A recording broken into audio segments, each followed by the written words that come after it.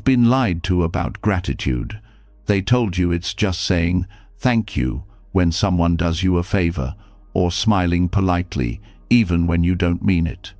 But if that were true, why do so many people who say thank you every day still feel empty inside?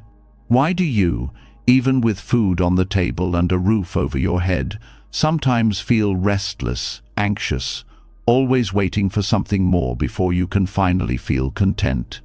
The truth is, gratitude isn't about manners. It isn't about pretending everything is fine. Real gratitude is deeper. It's a way of seeing the world, a shift in the heart, a quiet power that turns even ordinary moments into miracles. And Buddhist wisdom holds the blueprint. For centuries, monks, teachers, and seekers have discovered how to be grateful not only for the good, but also for the fleeting, the painful, the imperfect. They learned how to look at every breath, every step, every sunrise as a gift, not because life is easy, but because life is precious. Tonight, as you listen, something inside you will soften. The noise in your mind will quiet down, the weight you've been carrying will feel lighter, and your heart will open. You'll feel a kind of peace that doesn't depend on what happens tomorrow, because it's already here, inside this moment, inside you. And when you wake up, the world will look different, brighter, kinder. Enough. This isn't just another sleep story. This is a doorway to gratitude, to freedom, to a way of living where every day feels like a gift. Are you ready? Let's begin. So far, you've opened the door. You've felt the pull of a quieter kind of gratitude, the kind that doesn't depend on what you own or who approves of you, but on how you see the world. Before we move further, let's step into the first lesson. It begins with one of the simplest yet hardest truths to face. Nothing lasts. Every moment, every breath, every relationship, even every thought passing, shifting, gone as quickly as it comes. To some, this sounds frightening, but to those who learn to see it clearly, it becomes the source of the deepest appreciation for life. When you understand impermanence, known in Buddhism as anicca, the way you see the world changes. You stop treating moments as though they are endless and start treasuring them because they are brief. Think about the last time you heard laughter that warmed your heart. It didn't last forever. It rose, filled the air, and then faded. But wasn't its passing what made it so precious? If it went on forever, you wouldn't notice its sweetness. The truth is, everything gains value because it doesn't last. This teaching is not meant to depress you, but to awaken you. Many people resist change, holding on desperately to what feels good, trying to freeze time. But the harder you grip, the faster it slips away, and the more suffering you create. Gratitude, then, is born when you let go of this clinging. You begin to see that the flower in bloom is beautiful precisely because it will wither, that the meal tastes divine because it will soon be finished, that the people you love are worth cherishing because no moment with them will ever repeat itself exactly. To practice gratitude through impermanence, start by noticing the smallest shifts. The way morning sunlight moves across your wall, changing shade by shade until the room feels different. The warmth of tea in your hands cooling little by little until the cup is empty.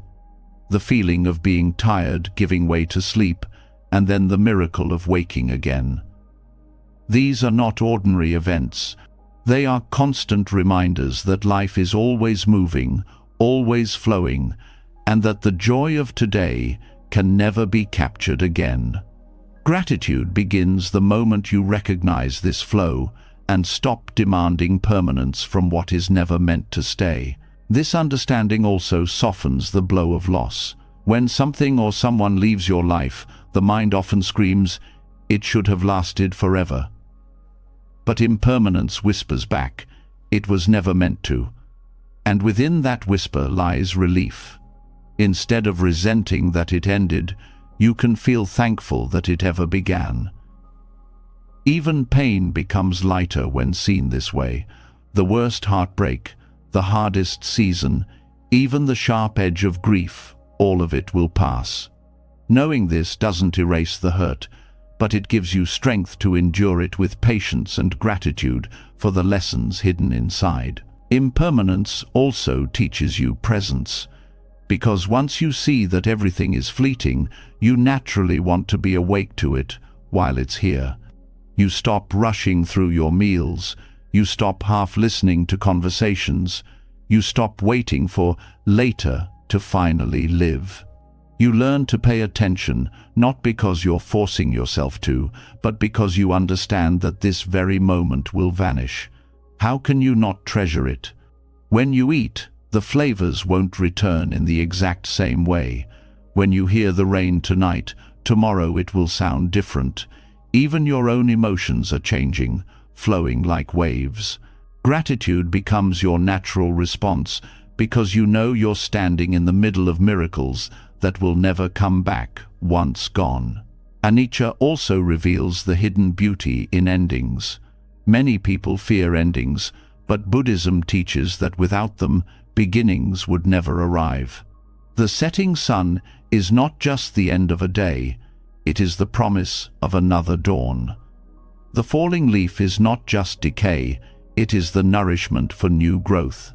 When you train yourself to see endings in this way, gratitude blossoms even in moments of goodbye. You thank the experience, the person, the chapter of your life, not for lasting forever, but for touching you at all. This shifts the way you live. You stop demanding certainty and start dancing with change. Gratitude, then, is not something you practice only when life feels kind. It becomes your posture toward reality itself. Every new wrinkle on your skin becomes a reminder that you've lived, that time has gifted you experience. Every farewell sharpens your love for those still by your side. Every changing season brings a lesson. Nothing is guaranteed, and that's what makes it worth celebrating. You also begin to let go of comparison. When you know life is temporary, you stop wasting it chasing other people's timelines or clinging to their approval. You see that your journey is uniquely yours, and the shortness of life makes it foolish to spend it living someone else's script. Gratitude arises as you honor your own unfolding, even if it looks different from what the world expects.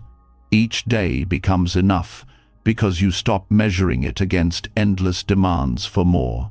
And when you connect with this truth deeply, fear starts to fade. Why? Because much of fear is tied to the illusion of permanence. We fear losing what we think should stay forever. We fear endings as if they are unnatural.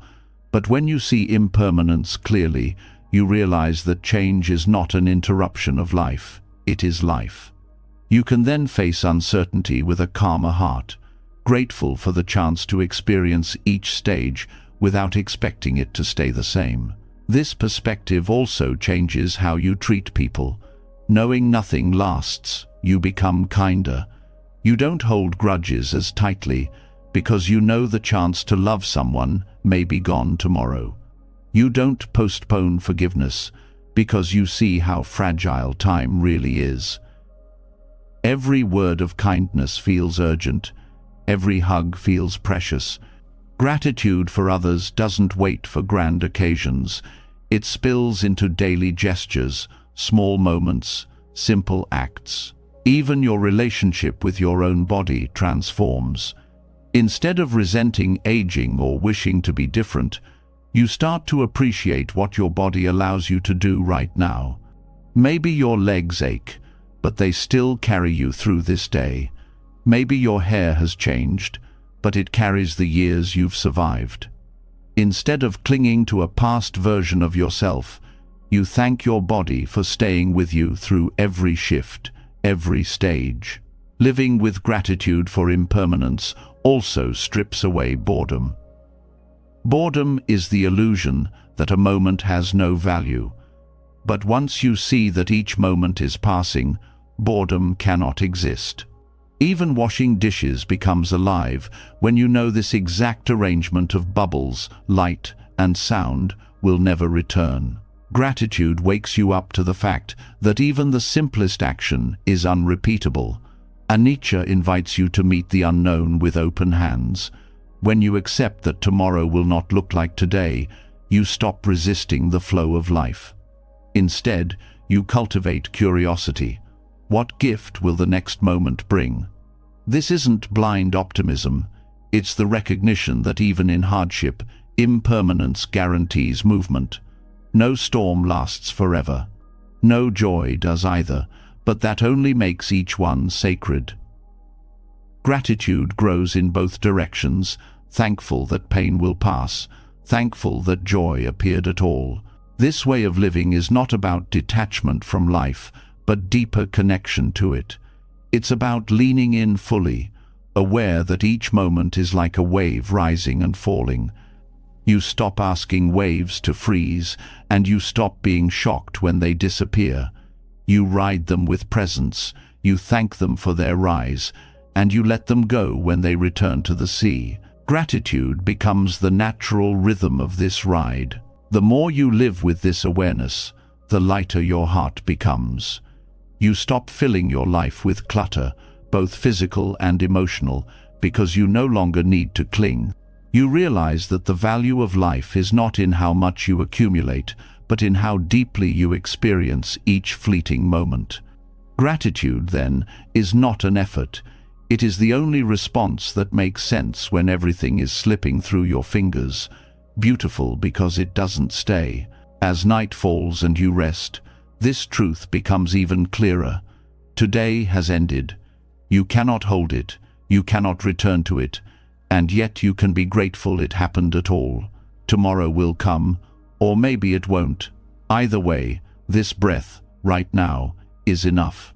Gratitude arises in knowing you are alive in this fleeting instant, and that is a miracle beyond measure. When you begin to see impermanence clearly, life starts to feel lighter. Gratitude naturally blooms when you stop clinging to moments and allow them to pass with dignity.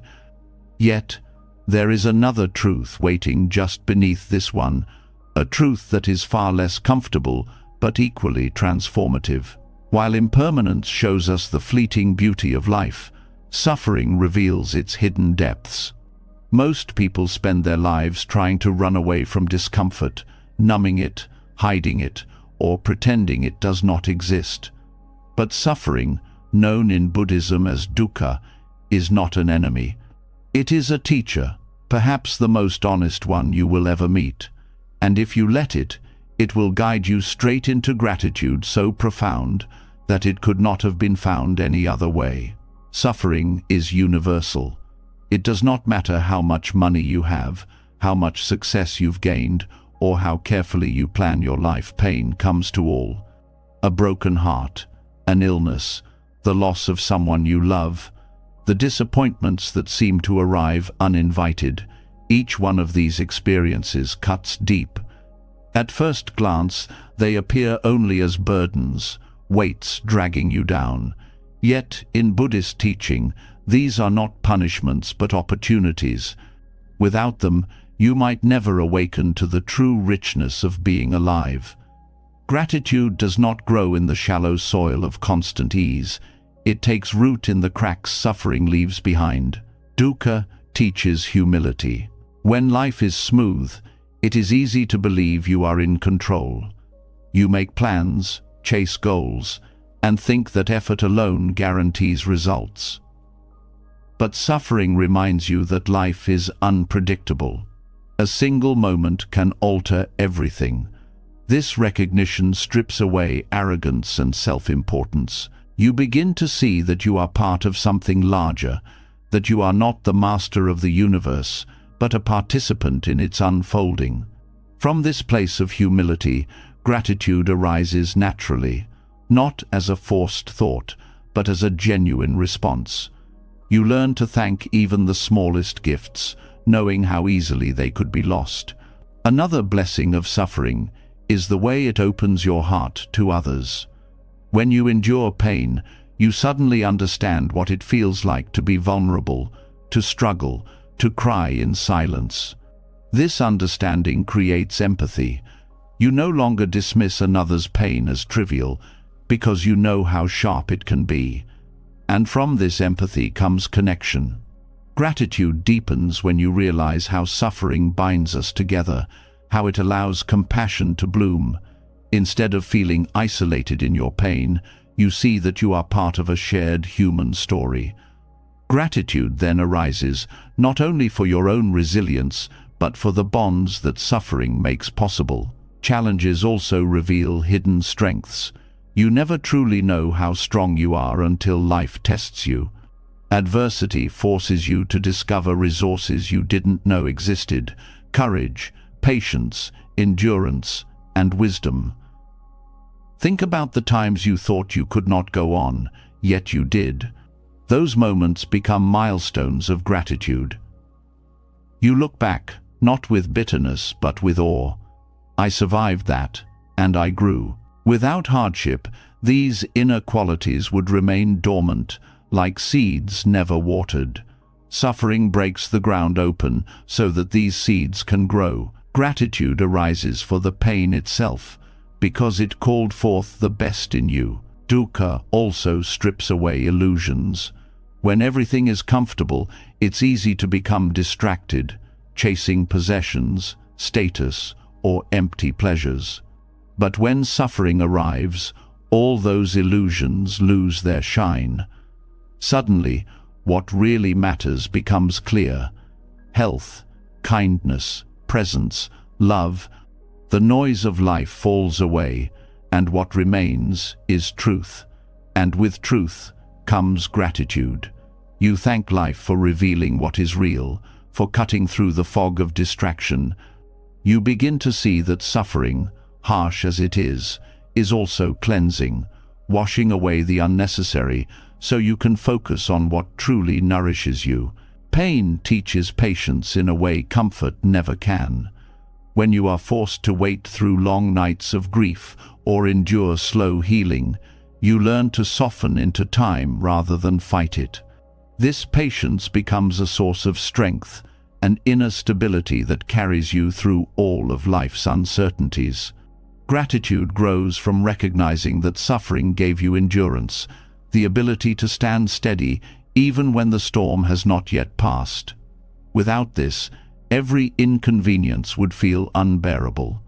With it, you carry peace even in the waiting.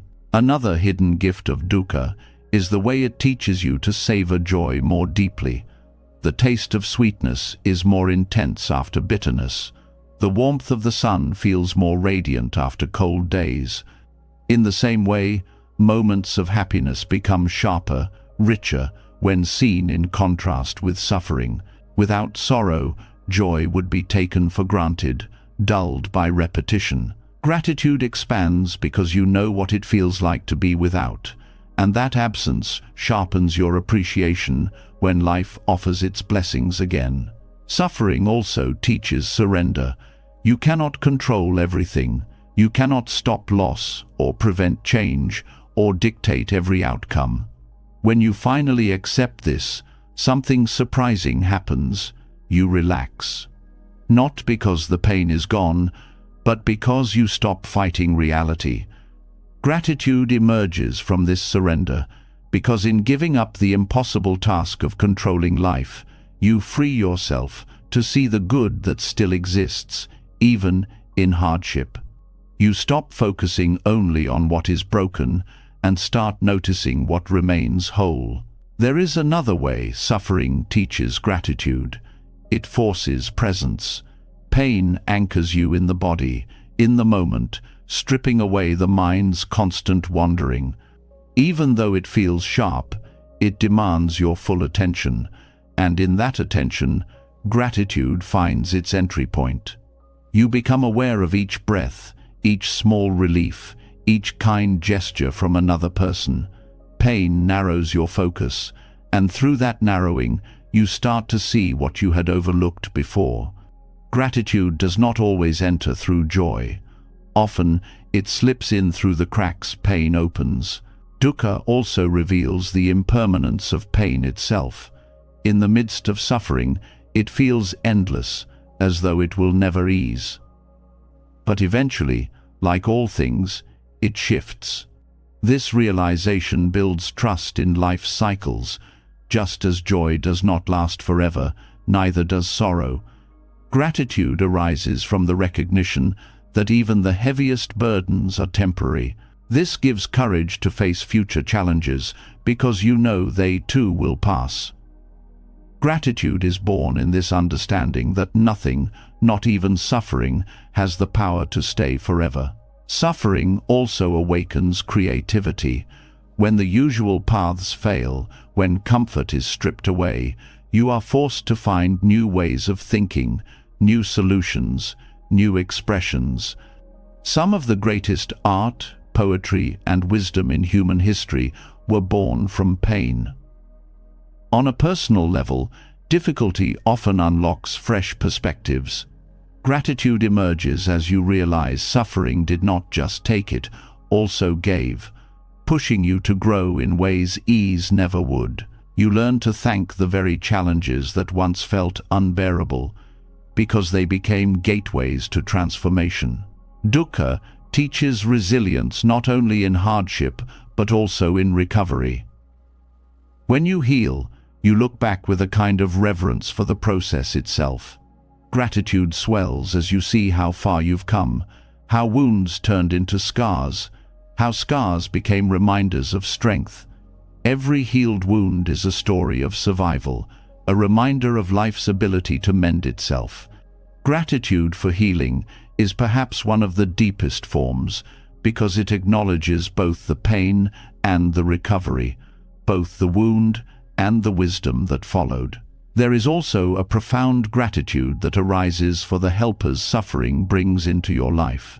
Pain often draws out the kindness of others, a friend who listens, a stranger who offers support, a family member who stands beside you. These moments of care shine more brightly against the backdrop of suffering. Gratitude grows not just for the relief they provide, but for the reminder that even in darkness, humanity carries light. Suffering reveals generosity, patience, and love in the people around you, and that revelation becomes a source of lifelong thankfulness. Finally, suffering teaches you that gratitude itself is not fragile. It does not depend on perfect conditions. In fact, it thrives in imperfection. Even when life hurts, even when things fall apart, gratitude is still possible. It does not deny pain, but grows alongside it. You learn to say, "This hurts, and I am grateful for what it teaches me." That paradox is the true blessing of dukkha. Gratitude no longer becomes a mood that depends on good days, but a way of seeing that transforms every day, even the hardest ones, into a field of hidden gifts. As you let this truth settle into your heart, you begin to see that suffering is not a curse, but a path. It deepens you, softens you, strengthens you, and connects you. Gratitude is not something you find despite pain, but something you discover because of it, and this discovery changes the way you walk through life. Instead of resisting hardship, you meet it with open eyes, ready to learn, ready to grow, ready to uncover the blessings waiting within. And now, having seen how even suffering can become a source of gratitude, the path opens further. The next step reveals not just your own lessons, but the countless connections that make your very existence possible. Gratitude expands beyond personal experience into the vast web of life that sustains you. Each thread of that web carries you, unseen yet essential, and recognizing it brings a whole new depth to being grateful for today. When suffering is understood as a teacher, gratitude begins to flow even in the darkest valleys of life. You start to see that pain itself can open the heart, making it more tender, more aware, and more alive to the truth that nothing exists on its own. The hardship you endured did not shape you in isolation. Every breath you took while surviving, every word of comfort you received, every resource that allowed you to keep going, all of it came from connections greater than yourself. This is where the teaching of interbeing comes alive, showing that gratitude does not stop with your own resilience, but extends outward into the vast, unseen web that supports you at every moment. Your very existence today is not a single achievement. It is the result of countless beings and causes that converge in this instant. Think of the meal that gave you strength this morning. The food on your plate carries with it the work of farmers who planted seeds, the rain that fell from distant clouds, the soil enriched by generations of decayed leaves, the sun that traveled millions of miles to feed the plants, and the workers who harvested and transported it. When you pause to see this network, gratitude swells. Eating is no longer ordinary. It becomes an act of receiving a universe of care. Even the air in your lungs is a gift of interbeing. Trees, grass, and unseen forests far away release oxygen, without which you could not survive. In turn, your breath nourishes the very plants that sustain you. You are not separate. You are in constant exchange with the world, and gratitude grows when you recognize that every breath you take is shared. Breathing itself becomes a moment of thankfulness for the unseen collaboration of all life. Consider your body, the strength in your muscles, the beating of your heart, the clarity in your eyes. None of these belong only to you. They are the inheritance of countless ancestors who endured, survived, and passed their lives forward. Your DNA is a living record of struggles, victories, and love that shaped you before you even opened your eyes to this world. To live with gratitude for interbeing is to thank those who came before, not in abstract reverence but in real recognition that their lives still pulse within you today. This truth also appears in the simplest tools of daily life. A glass of water is not just water, it is rivers, rainfall, pipes, engineers, and communities that built the systems to carry it to you. A single shirt is not just fabric, it is cotton fields, textile workers, ships that crossed oceans, and hands that stitched. When you see this, gratitude shifts from something occasional to something constant, because you realize that nothing you touch is truly separate from others. Every comfort, every object, every resource is the result of countless invisible contributions. Interbeing also reveals gratitude in the challenges you've faced. When difficulty comes, it is often not only your own strength that carries you, but the presence of others. A doctor's knowledge, a friend's listening ear, the patience of teachers, the support of strangers, all of these weave into the story of how you endure. Gratitude expands as you realize that even in solitude, you have never truly been alone. The network of interbeing is always around you, visible or invisible, holding you up. This awareness softens the illusion of independence. Many people believe they are entirely self-made, that their achievements belong solely to their effort. But when you trace back every step, every success carries with it countless influences. The books you read were written by others. The skills you gained were taught by mentors. The opportunities arose because someone created paths before you. Gratitude flourishes when you see this clearly, not as a diminishment of your effort, but as a celebration of the community of life that made it possible. Nature teaches interbeing constantly. The rain that seems like an inconvenience is the same rain that allows crops to grow. The forest that shades your walk is also a home for countless creatures. The birds whose songs greet you in the morning travel across skies shaped by winds that touch distant lands. You are not a separate observer of these things. You are woven into their rhythm. Gratitude arises not just for what they give to you, but for the shared existence that makes life possible at all. This way of seeing also reshapes how you handle relationships. Gratitude grows deeper when you understand that every person you meet carries within them a web of stories, experiences, and influences. The kindness of one person is never theirs alone. It is shaped by parents, teachers, communities, and cultures that nurtured them. Even conflicts can reveal into being, showing how the behavior of one person is often the echo of countless factors, many unseen. Gratitude blossoms when you see the complexity of others, appreciating the unseen forces that shape each encounter. Your thoughts and emotions also arise through interbeing. The music you hear stirs feelings because of the artists who created it, the traditions that shaped it, the instruments built by skilled hands.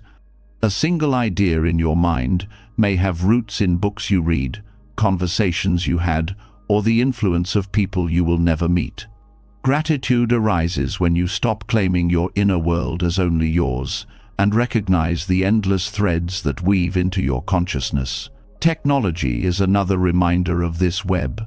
The phone in your pocket is not a single object, but a global effort of miners, designers, engineers, and workers across continents. The electricity that charges it comes from power plants, rivers, fuels, or windmills, all connected.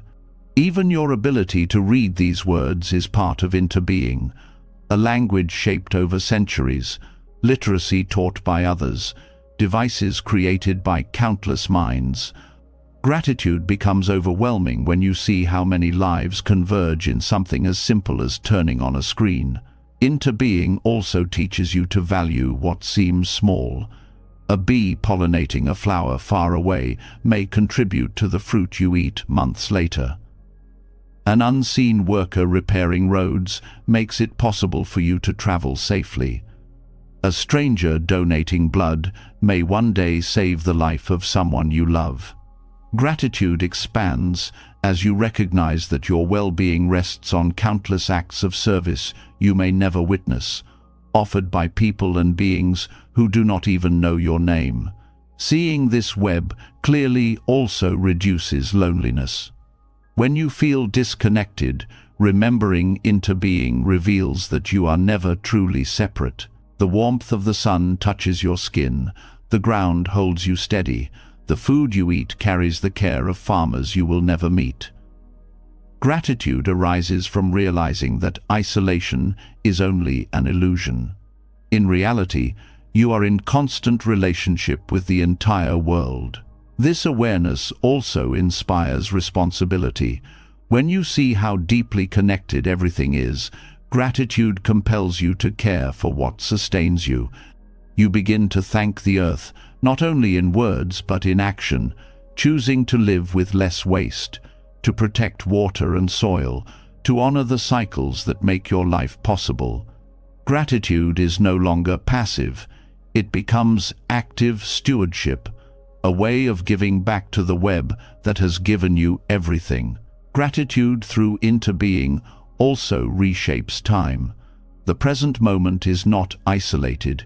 It carries within it the past and the future. Every step you take is shaped by history, and every choice you make influences what is to come. You are both the result of countless causes and a cause yourself, creating ripples that extend outward. Gratitude grows when you honor this position, thankful for the inheritance you've received and mindful of the legacy you are creating. Even suffering gains new meaning when seen through interbeing. The hardships you endure may one day strengthen someone else, your story becoming a source of guidance. Gratitude then arises not only for what you receive, but for the chance to contribute to the web. Your pain, transformed into wisdom, becomes part of the support others will rely on. Interbeing reveals that gratitude is not only about what flows to you, but also about what flows through you to others. Everywhere you look, The teaching of interbeing points back to the same truth. Nothing exists alone. The leaf is not separate from the tree is not separate from the soil is not separate from the rain. You are not separate from any of it. Gratitude becomes not a practice you must remember, but a natural response to seeing reality clearly. When you see the web of life, you cannot help but give thanks, because you recognize that everything around you is already giving itself to you. As this awareness deepens, life transforms. Meals become sacred, breaths become blessings, relationships become mirrors of countless lives intertwined. Gratitude is no longer reserved for rare moments of joy. It becomes the way you meet every moment, because every moment is supported by an infinity of causes. To thank the unseen web of life is to thank life itself, again and again, until thankfulness becomes indistinguishable from the way you live. When you begin to see interbeing clearly, gratitude ceases to be an abstract thought and becomes a living awareness. You notice that the air you breathe, the clothes you wear, the ground that carries you, and even the challenges you face are all part of a web so vast that it humbles the mind. But there is one place where this truth becomes most immediate, where the unseen network of life enters your body and sustains you in the most intimate way. Every meal you take is not just food, it is the story of the universe arriving on your plate. To eat without awareness is to miss this miracle. To eat with mindfulness is to turn every bite into gratitude itself. Food is more than fuel. It carries the sun, the rain, the earth, and the labor of countless hands.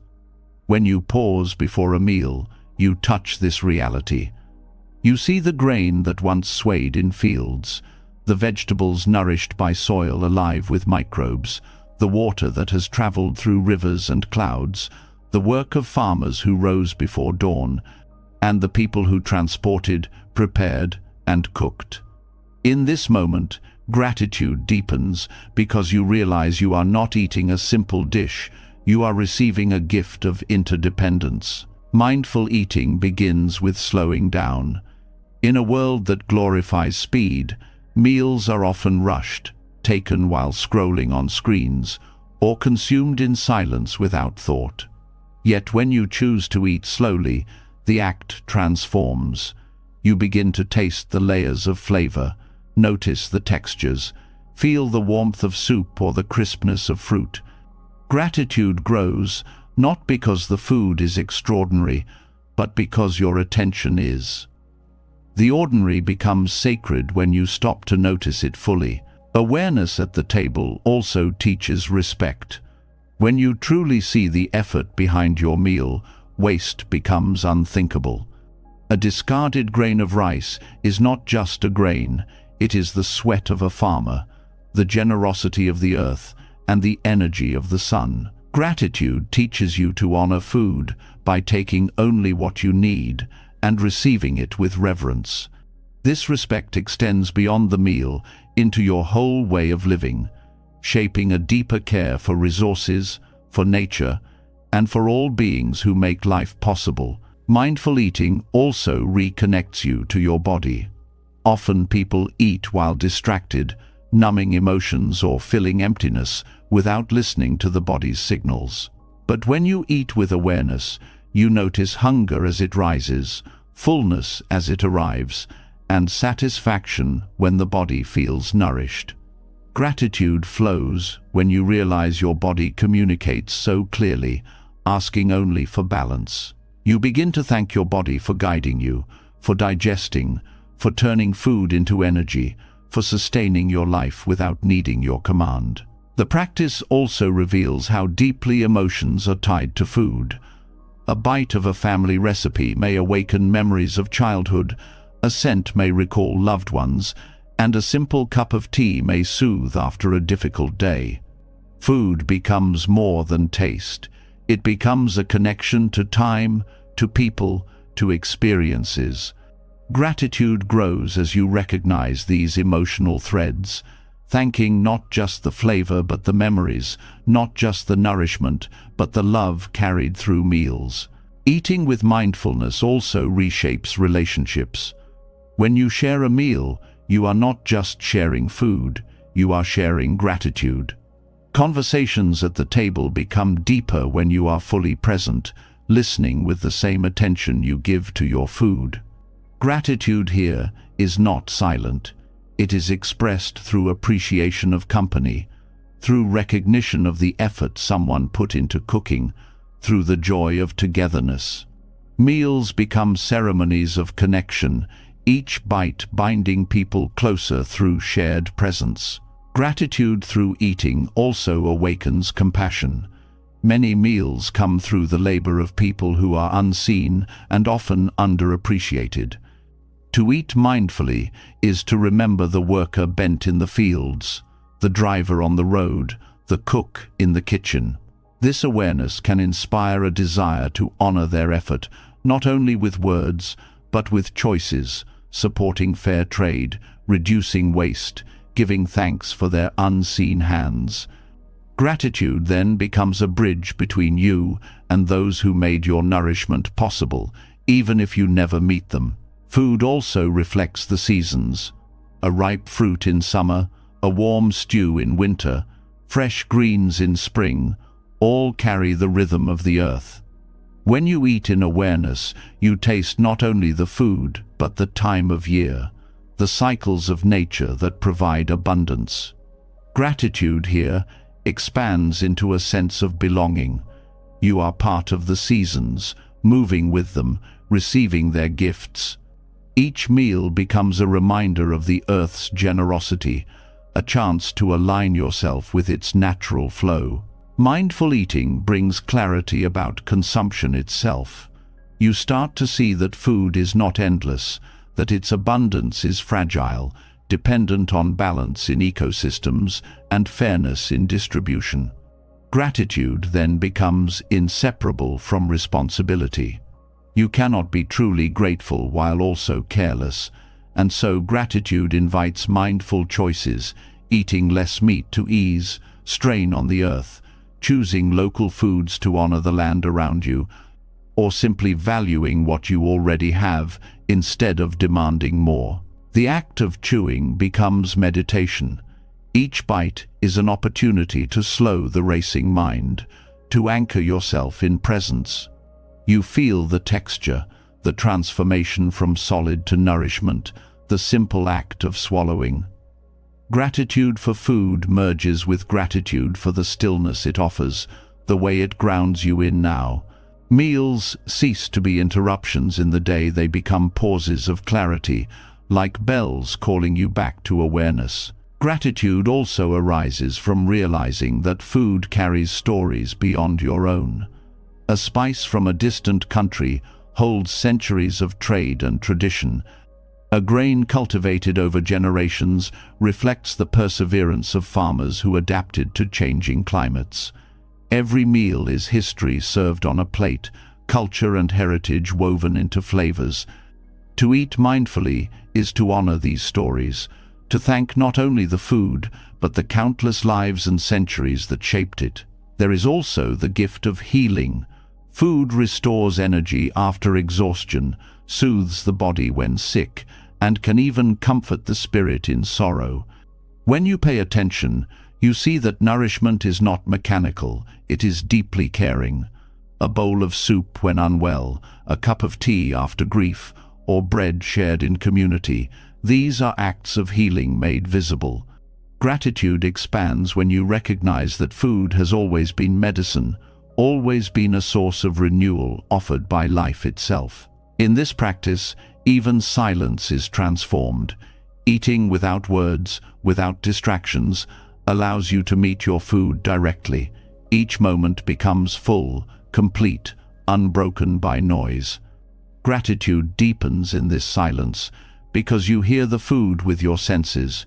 You hear the crunch, the sip, the rhythm of chewing. Silence becomes a teacher, reminding you that gratitude does not need elaborate rituals. It arises when you meet life as it is. Mindful eating also reveals impermanence in a new way. Each bite disappears as it nourishes you. Each flavor fades. Each plate empties. Far from being sad, this impermanence makes the meal precious. Gratitude is heightened because you know it will not last. The sweetness of fruit, the warmth of bread, the aroma of spices all vanish, leaving only the memory and the energy they give. To thank them in their passing is to thank life itself for its constant giving. Eating mindfully even changes how you view hunger. Instead of treating it as discomfort to be silenced, you begin to see hunger as the body's way of reminding you of your dependence on life. Gratitude grows for the hunger itself, because it shows you what sustains you. It keeps you connected to the rhythm of needing and receiving. When food arrives to meet hunger, the gratitude doubles, thankful for both the reminder and the fulfillment. This practice also touches the heart with simplicity. A humble meal, when eaten mindfully, can bring more gratitude than a feast consumed in distraction. It is not the richness of the food, but the richness of attention that awakens thankfulness. A simple bowl of rice, a slice of bread, a piece of fruit when seen fully, these become treasures. Gratitude teaches you that enough is not a matter of quantity, but of awareness. Through mindful eating, gratitude is no longer confined to special moments. It becomes daily, ordinary, woven into the rhythm of life. Breakfast, lunch, and dinner are transformed into reminders of connection, generosity, and care. Gratitude becomes as regular as breathing, each meal a chance to remember that you are held by a world that continually gives itself to you. And from here, the path of gratitude widens even further. Once you learn to find thankfulness in food, in breath, in every ordinary moment, you discover that joy does not come from adding more, but from seeing more clearly what is already here. The next step reveals how the simplicity of life itself, lived without excess, holds a secret abundance waiting to be uncovered. When every meal is met with gratitude, life itself starts to slow down. Food no longer feels rushed or unnoticed. It becomes a reminder that the smallest details carry the greatest depth. From this awareness, it becomes clear that joy is not found in what is added, but in what is stripped away. The heart begins to crave simplicity, a rhythm of living that allows space for gratitude to breathe. This is where Buddhist monastic life offers a profound lesson. Far from being austere deprivation, its simplicity reveals an abundance most of the world overlooks. In the quiet order of monastic rhythms lies a joy so deep that it transforms how you see everything you already have. Monastic life is built on patterns of mindfulness, rising early with the sun, moving through the day with deliberate steps, balancing work, rest, and meditation. All of this cultivates stability. Gratitude arises not from novelty, but from constancy. The repeated actions, done with full attention, turn ordinary moments into treasures. Washing a bowl, sweeping a floor, chanting a verse, each act is both practical and sacred. In this rhythm, life stops feeling scattered and begins to feel whole. Gratitude flows naturally because you finally see that every small act is already enough. Simplicity also reveals freedom. In a world drowning in choices and possessions, simplicity cuts through the noise. A monk does not need a closet full of clothes or a shelf of decorations to feel complete. One robe, one bowl, one mat. These are not symbols of lack, but of liberation. Gratitude grows when you no longer chase endless options, when your heart learns to rest in sufficiency. With fewer distractions, the richness of what remains shines brighter. A single cup of tea becomes an occasion. A shared silence becomes nourishment. Joy comes not from more but from less. and gratitude becomes the natural state of being. This simplicity also reshapes time. In modern life, time feels rushed, fragmented, consumed by endless obligations. But in monastic rhythms, time is marked by bells, chanting, and mindful pauses. These reminders call you back, again and again, to the present. Gratitude expands as you see that you do not need more hours in the day. You need more presence within the hours you already have. The joy of monastic life is not that it stretches time, but that it deepens it. Every moment is full because it is met fully. The discipline of simplicity also teaches gratitude for the basics. When you live with little, you begin to notice how much you already have. A roof over your head, a bed to rest in, water to drink, these no longer seem small. They become gifts. The abundance that consumer culture promises is revealed as an illusion because joy does not multiply with possessions. Gratitude deepens when you see that your well-being depends less on accumulation and more on awareness. By stripping life down to essentials, simplicity uncovers the quiet wealth that was always there.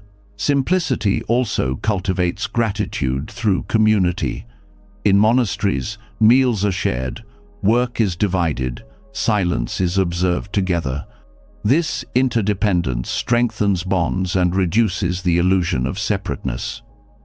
Gratitude arises not only for what you receive, but for the chance to contribute, for the harmony of living in rhythm with others. Modern life often isolates, but monastic life weaves together, reminding you that abundance is not measured in possessions, but in connections. The joy of being part of something larger replaces the loneliness of constant striving.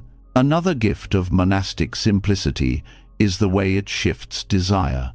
In ordinary life, desire constantly grows new goals, new cravings, new demands. But when you live simply, desire quiets. Gratitude expands because the constant comparison, the need to compete or prove, begins to fade. With fewer wants, the heart rests more easily. Joy arises from what is already present, rather than from what is still missing. This inner sufficiency is the greatest wealth simplicity can offer. Work itself becomes an expression of gratitude. In monasteries, tasks are done not for profit, but for care. Care of the space, care of the body, care of the community. Sweeping a courtyard is not just cleaning, it is cultivating clarity of mind. Cooking is not just preparing food, it is offering nourishment. Gratitude grows when you begin to see your own daily tasks in this light.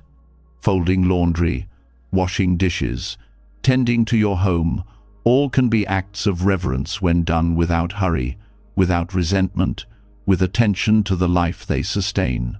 Simplicity also deepens the appreciation of silence. In the modern world, noise is constant: screens, conversations, advertisements, background sounds.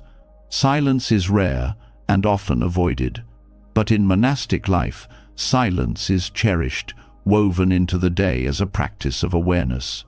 Gratitude swells when you finally hear the silence that has always been present beneath the noise. In silence, the mind rests, the heart softens, and joy becomes easier to touch. Silence is not emptiness but fullness, reminding you that peace does not need to be created. It is already there, waiting to be noticed. The simplicity of monastic rhythms also nurtures gratitude for the body. Rising early, eating mindfully, walking slowly, meditating, all of these honor the body's natural rhythms. There is no rush to exhaust or exploit it. Gratitude grows when you see how your body responds to this care: more energy, more clarity, more peace. You begin to thank your body not only for carrying you through hardship, but for being the very ground of your practice. Monastic life reminds you that caring for the body is not indulgence but reverence, a way of honoring the gift of being alive. Simplicity teaches gratitude for nature in profound ways. Without the distractions of excess, the natural world becomes vivid. The sound of rain, the warmth of sunlight, the sight of a tree swaying in the wind, these are no longer background noise but central experiences. Gratitude swells as you reconnect to rhythms older and wiser than your own, realizing that joy does not need entertainment when the world itself is already full of wonder. Monastic simplicity is not escape from life. It is deeper immersion into its raw beauty. Living with little also teaches adaptability. When you rely less on external conditions for happiness, you become more resilient. Gratitude arises from realizing how little you truly need to be well. A simple meal can sustain you. A quiet space can bring peace. A single robe can clothe you. This resilience transforms the way you meet change, because you are no longer dependent on fragile comforts. Joy comes from within, and gratitude flows because you have discovered freedom from constant craving. The rhythm of monastic life also sharpens awareness of interdependence. With fewer distractions, you begin to see more clearly how every aspect of life connects. Gratitude arises when you notice how much care is required to sustain even a simple life. The effort of planting, cleaning, cooking, maintaining, nothing is separate, and everything matters. This awareness makes gratitude continuous, because each act reveals the threads of connection that support you. Simplicity further reveals abundance through repetition. When tasks and rituals are repeated daily, they stop being mundane and start being profound. Chanting the same verses, sweeping the same floor, eating the same food, each repetition becomes a deepening rather than a dulling. Gratitude arises from seeing that newness is not always about novelty, but about awareness. The same act, done with presence, reveals infinite depth. Joy is found not in variety, but in attention. The practice of simplicity also reveals how much suffering is created by excess. Too many choices, too many possessions, too many distractions, these overwhelm rather than satisfy. Gratitude expands when you release them and discover how much lighter life feels. The joy of simplicity is not about deprivation, but about clarity. You see more clearly, feel more deeply, live more freely. Gratitude becomes your natural state because you are no longer burdened by what is unnecessary. Monastic rhythms also highlight the power of consistency. Gratitude is not found in grand gestures, but in steady practice. Daily meditation, mindful work, simple meals, each builds a foundation of stability.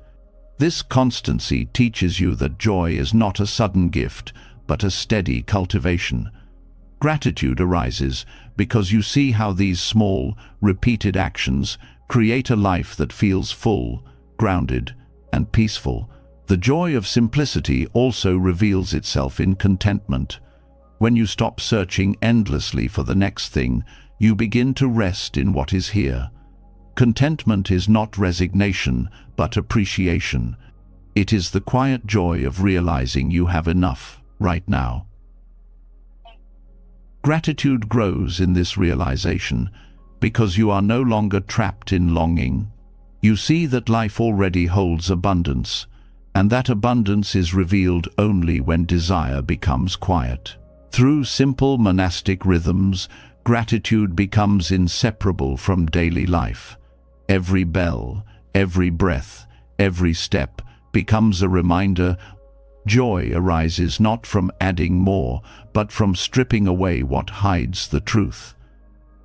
Gratitude, then, is not occasional but constant, not dependent but steady.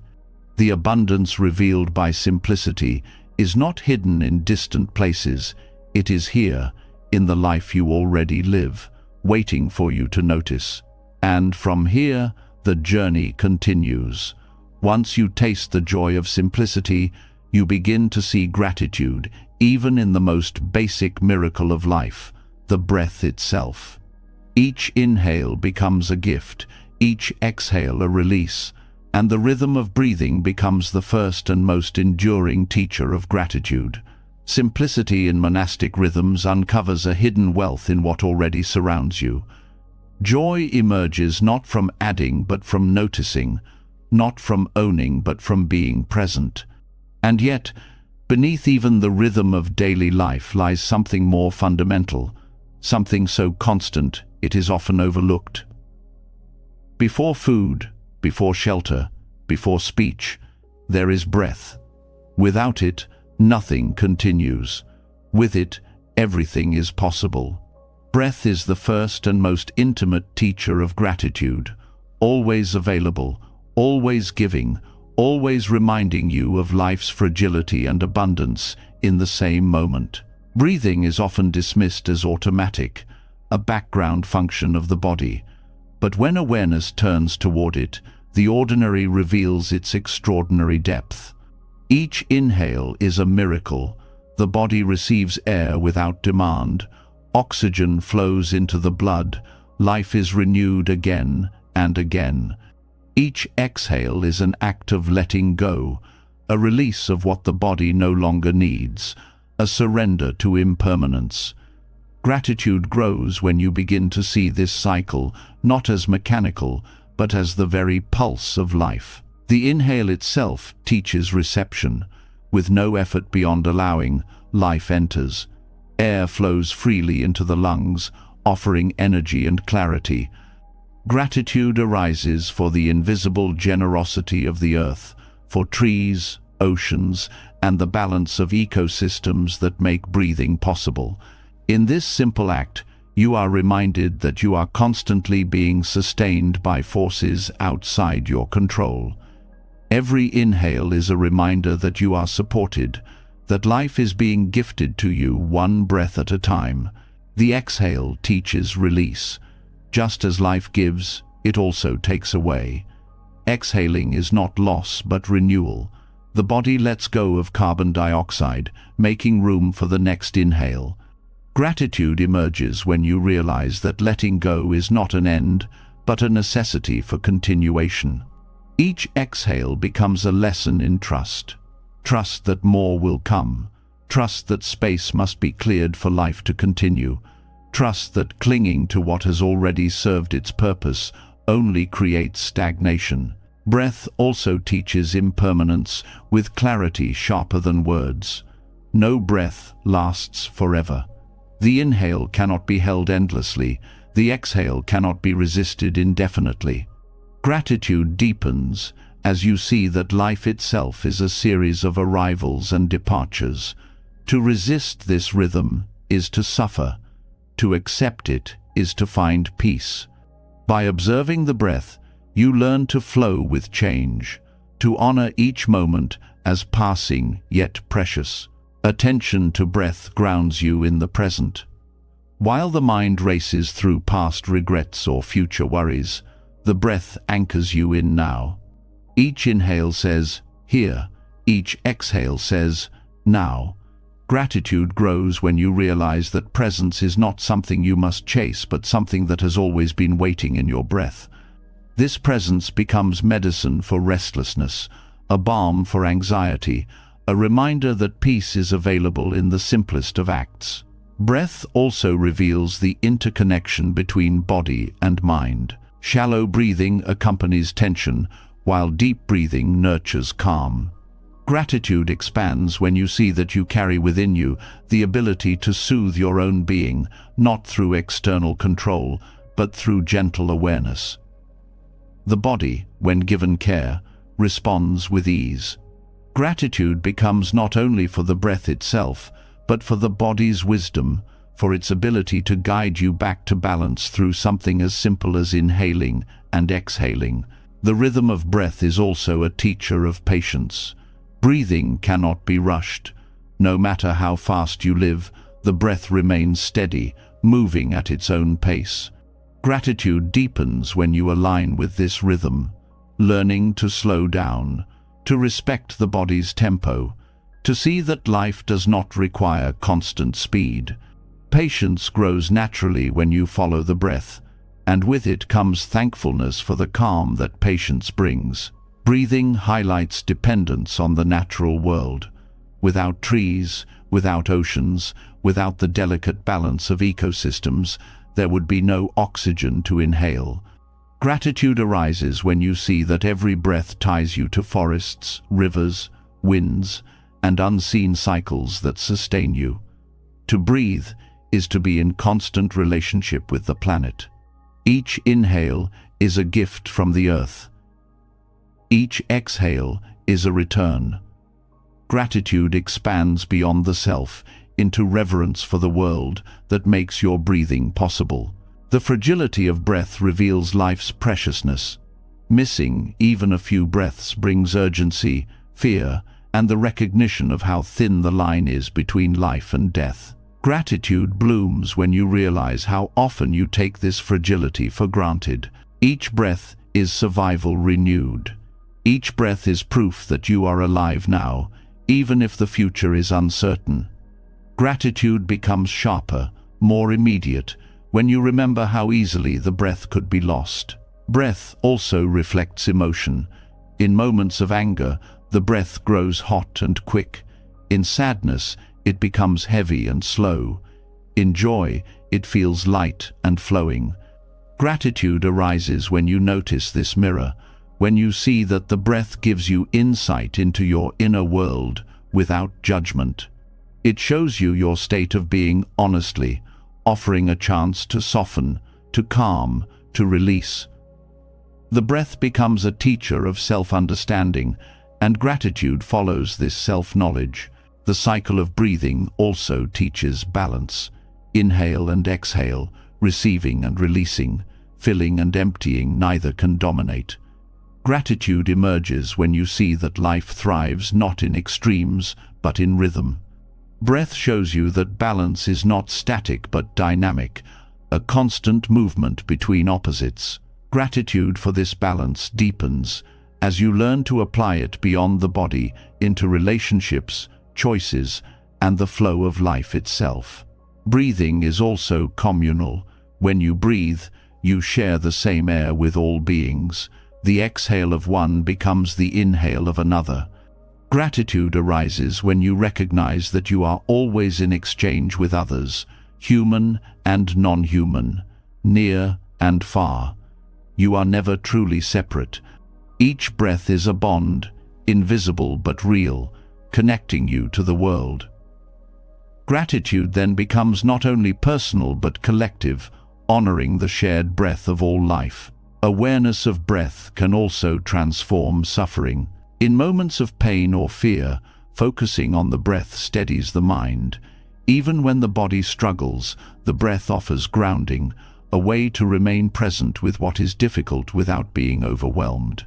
Gratitude grows from the recognition that breath is always available as a refuge, a constant companion that supports you in silence.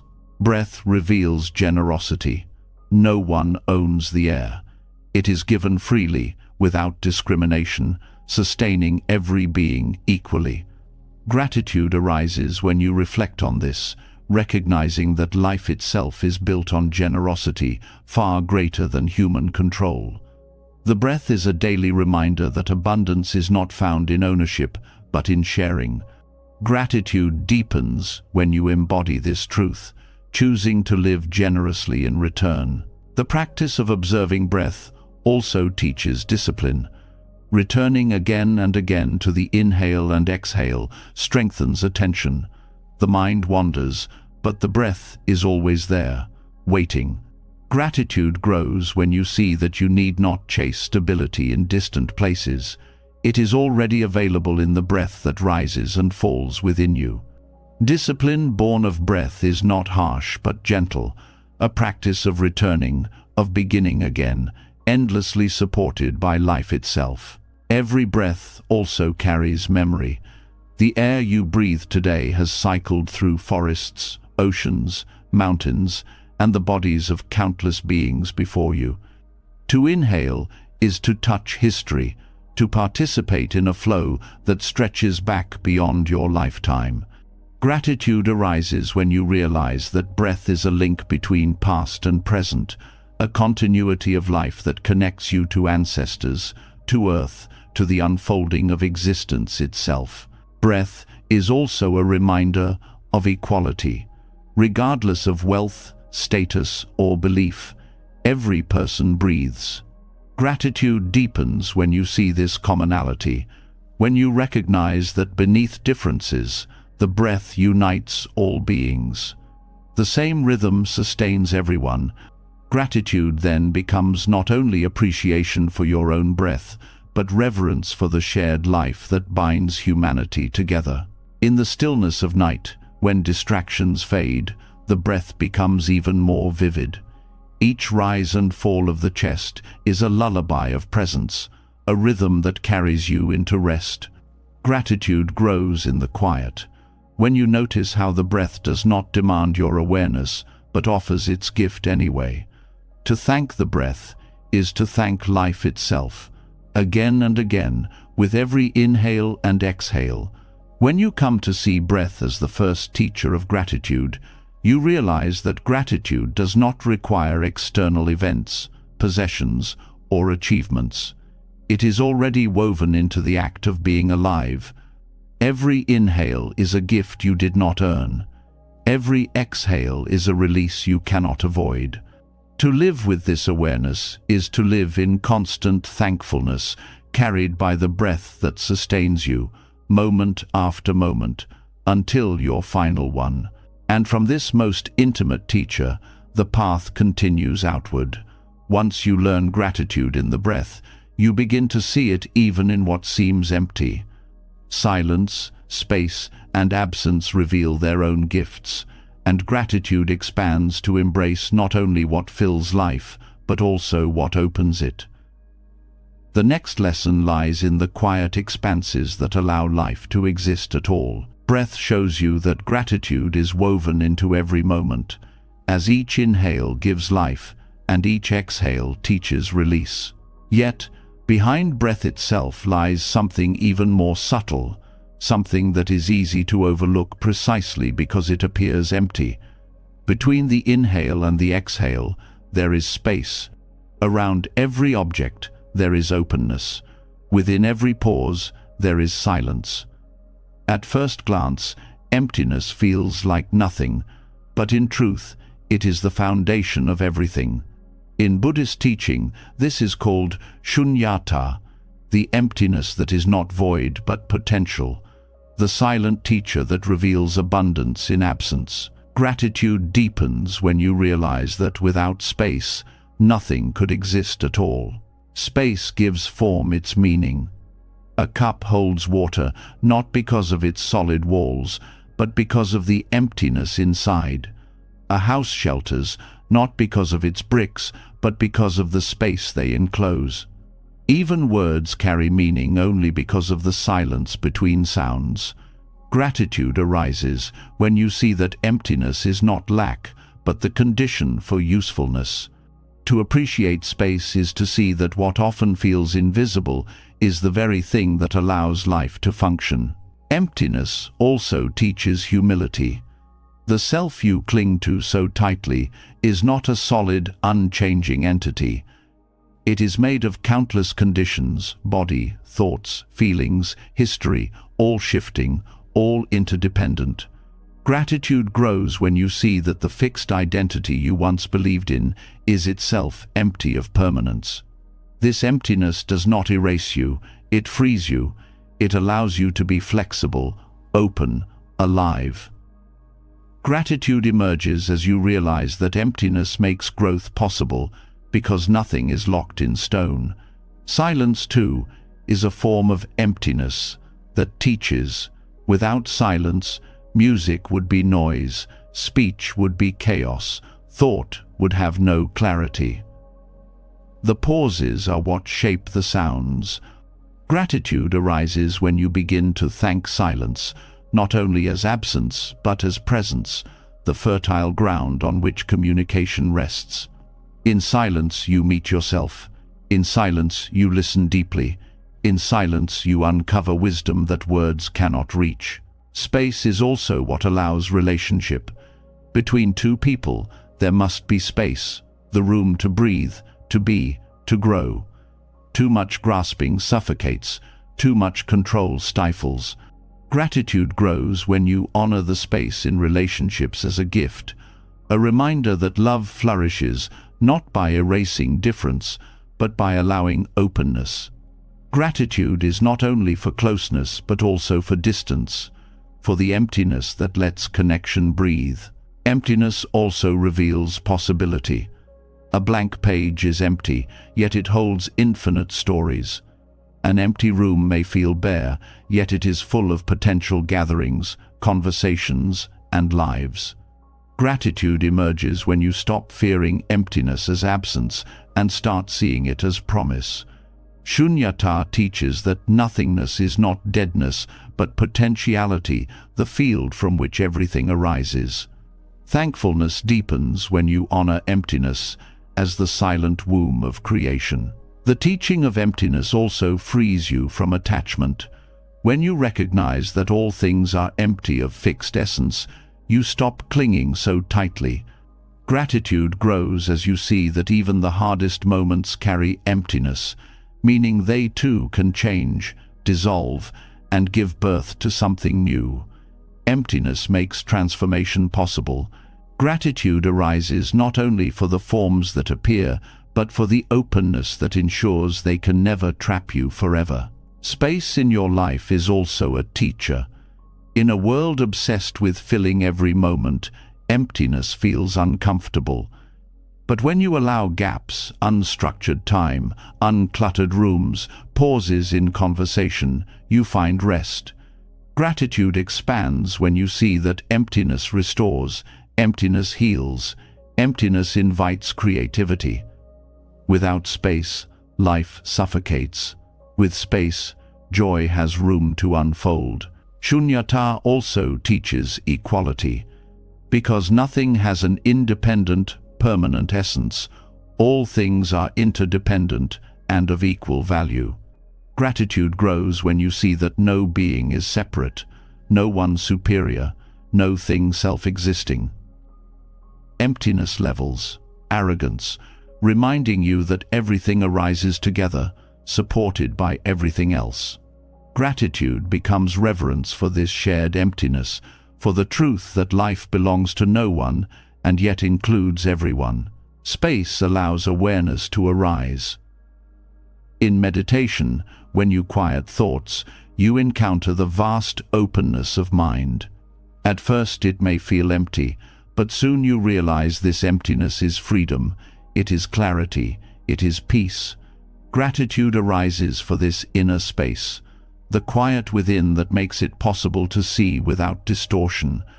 Without emptiness, the mind would be crowded with endless chatter. With emptiness, it becomes clear as a sky after storm. Even suffering, when seen through the lens of emptiness, carries hidden relief. Pain feels solid, unchangeable, overwhelming, but emptiness reveals that pain too is constructed, arising from conditions, lacking permanence. Gratitude emerges when you realize that no suffering is absolute, that within its very structure lies the potential to dissolve. Emptiness softens despair, turning even hardship into a doorway for transformation. Gratitude also arises for the way emptiness shapes beauty. The sky is beautiful because it is vast and open. A garden is peaceful because of the spaces between trees, the quiet between blooms. A painting breathes because of the empty spaces between strokes. Gratitude for emptiness awakens a new way of seeing, where absence itself becomes presence, where gaps reveal meaning rather than deny it. Space also teaches generosity. A crowded mind clings, a crowded life hoards. But when you create emptiness by letting go of possessions, by clearing schedules, by releasing grudges, you make room for others. Gratitude expands when you see that emptiness is not selfishness but offering. To give space is to give freedom. To embrace emptiness is to allow others to grow.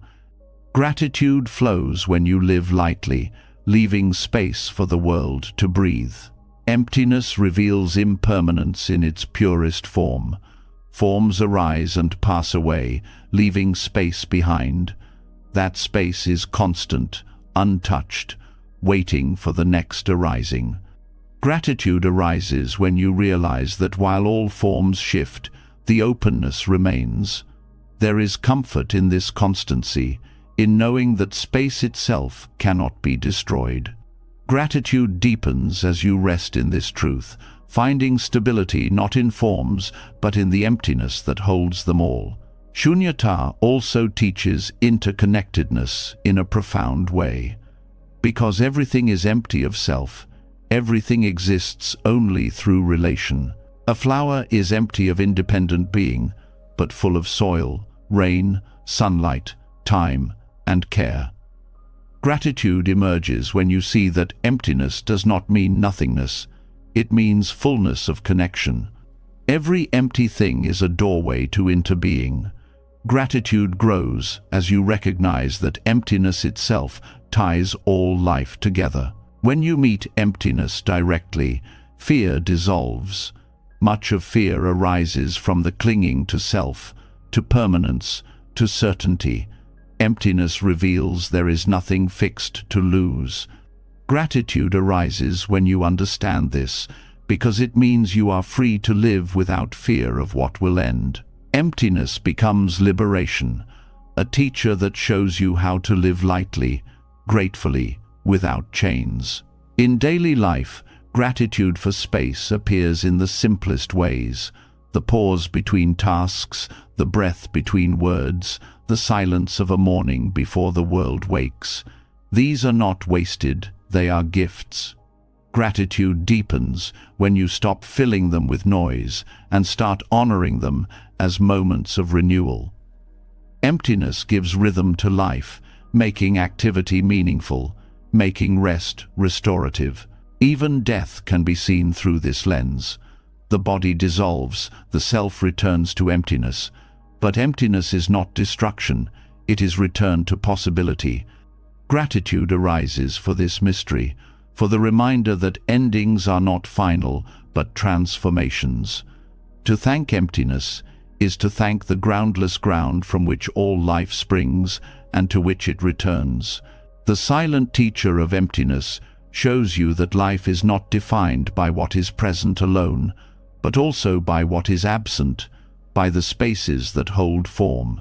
Gratitude deepens when you honor both the fullness of form and the openness of space. When you live this way, every silence becomes music, every emptiness becomes abundance, every absence becomes a reminder of possibility, and so the path continues. Once you learn to bow to emptiness as a teacher, you begin to see that even karma, the unfolding of causes and effects, pleasant or difficult, becomes an opportunity for gratitude.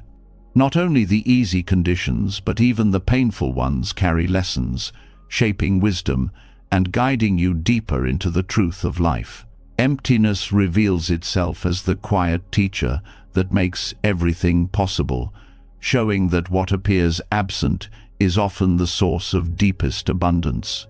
Yet, life is not only formed by openness and space, it is also shaped by the threads of cause and effect, the invisible patterns we call karma. Every thought, word, and action leaves traces, and those traces return in ways both gentle and difficult. While it is easy to be grateful for pleasant karma, the challenge is to meet the painful consequences with the same openness of heart. To see karma not as punishment, but as guidance, is to unlock a deeper form of gratitude, one that welcomes even hardship as an opportunity for wisdom. Karma is often misunderstood as fate, as if life is rigidly predetermined by past actions. In truth, karma is a dynamic law of cause and effect, constantly shaping and reshaping experience. Gratitude arises when you realize that karma is not about judgment, but about learning. Every difficulty carries within it a lesson. every setback a message, every disappointment a doorway to growth. Gratitude begins when you stop asking, "Why me?" and start asking, "What can this teach me?" When painful karma appears, it strips away illusions of control. Plans collapse, relationships end, health falters. In those moments, the ego resists, demanding fairness.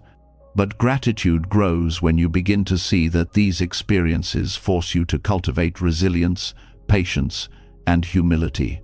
They reveal how little you truly control and how much you still have to learn.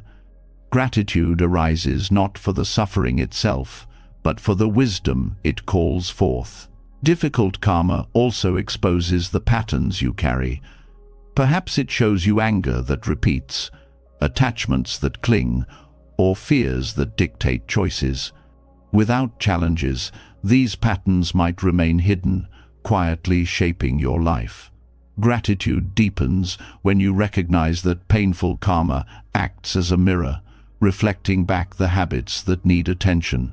Without this reflection, growth would stagnate. Thankfulness comes when you realize that the discomfort is pointing directly to the places where freedom is possible. Another blessing of karma is its reminder of responsibility. Every action matters. Harsh words ripple outward. Kindness does too. Gratitude grows when you see that you are not powerless but continually creating conditions for your future. Even when past actions bring hardship, you can plant new seeds through mindfulness and compassion. Gratitude arises from this empowerment, from knowing that today's choices can soften tomorrow's difficulties. Karma also teaches forgiveness. Often, the hardest lessons come not from strangers, but from those closest to you. Betrayal, conflict, and misunderstanding all sting deeply. Gratitude begins when you see these experiences as part of karmic unfolding, not as random cruelty. When you recognize that others, too, are shaped by their own causes and conditions, forgiveness becomes possible. Gratitude emerges as you release resentment, realizing that even the painful encounter gave you insight into patience, compassion, and the shared struggles of being human.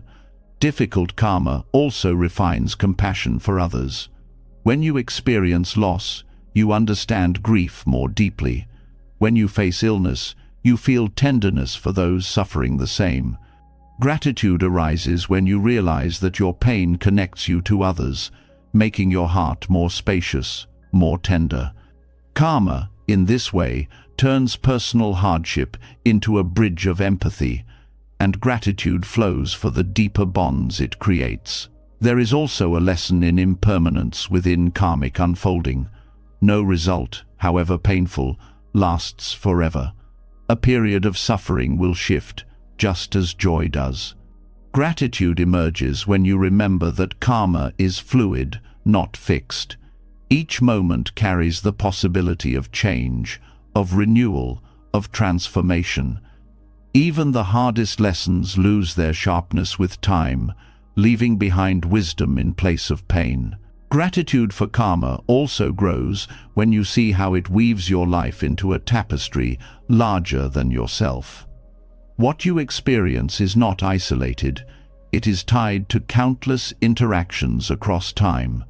Someone else's generosity may have set the stage for your success, just as your past actions ripple into the lives of others. Gratitude deepens when you see karma as interbeing in motion, a reminder that your life is part of a web of countless influences. Karma also teaches surrender. Often, you cannot undo what has been done. You can only meet its results with presence. Gratitude grows when you accept this without bitterness, when you stop resisting what is already here. In surrender, you discover peace not by controlling outcomes, but by aligning with reality. Gratitude arises for this shift in perspective, because it frees you from the exhausting struggle of demanding that life unfold differently than it does. Another gift of karma is the way it teaches discernment. Through experience, you learn which actions lead to suffering and which lead to peace. Gratitude deepens when you realize that even painful consequences sharpen your wisdom, making you more skillful in choices ahead. Karma becomes not a burden, but a teacher, guiding you to live with greater awareness. Even joy carries karmic lessons. Gratitude expands when you realize that moments of ease and success are not random, but the ripening of seeds you once planted. Instead of taking them for granted, you begin to honor them, seeing them as reminders that your actions matter. Gratitude arises both for the sweetness of joy and for the path that created it, reminding you to keep planting seeds of kindness, patience, and generosity. Karma also teaches equanimity. Life brings both pleasant and unpleasant results, and gratitude grows when you stop clinging to one while rejecting the other. By meeting both with balance, you discover peace that is not dependent on constant pleasure. Gratitude emerges for the wisdom that karma offers, teaching you to embrace life's full spectrum without being trapped by it. Through karmic lessons, you also learn humility. When hardships come, you realize you are not exempt from life's laws. Gratitude arises for this humbling because it softens pride and deepens compassion. Humility makes you more open to learning, more receptive to truth, and more connected to others. Karma's difficult lessons often carry this gift, and gratitude grows when you see the value in being humbled. Gratitude for karma deepens when you realize that it shapes your path of practice. Without difficulty, there would be no reason to turn inward, no push to seek wisdom. Many turn to spiritual practice, not because life is easy, but because karma presents pain that cannot be ignored. Gratitude arises for these turning points, even when they come wrapped in hardship, because they awaken the search for truth and freedom. Karmic lessons also invite you to cultivate patience with life itself.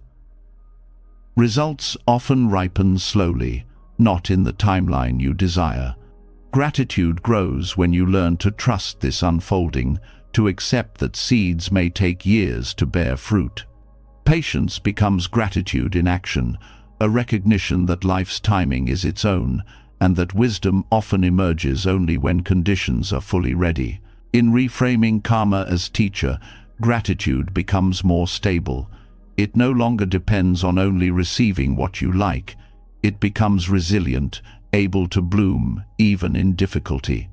Gratitude deepens when you see that karma, in all its forms, is not against you but guiding you, always pointing you toward greater awareness, compassion, and balance. When you live this way, karma ceases to be a source of fear and becomes a source of reverence. Gratitude is not just for the sweet fruits but for the bitter ones too, because both nourish growth in different ways. Life's lessons, though sometimes harsh, are always instructive. Gratitude grows when you realize that every experience, pleasant or painful, is part of your unfolding path. And as this gratitude for karma takes root, the journey opens further. Each step you take, each lesson you receive, each seed you plant, connects you more deeply to the earth beneath your feet. The practice of gratitude moves from the realm of thought into movement, into the simple act of walking. The next lesson invites you to recognize that every step is a thank you to the ground that holds you, to the earth that sustains you, to the path that never fails to meet your feet. Karma shows you that every action carries a lesson, every moment a chance to grow. Gratitude blossoms not only in what pleases you, but also in what challenges you, because both are part of the same unfolding path. Yet lessons are not always found in reflection or memory. They can also be discovered in the simplest act of being alive right now. Few practices reveal this more clearly than walking meditation.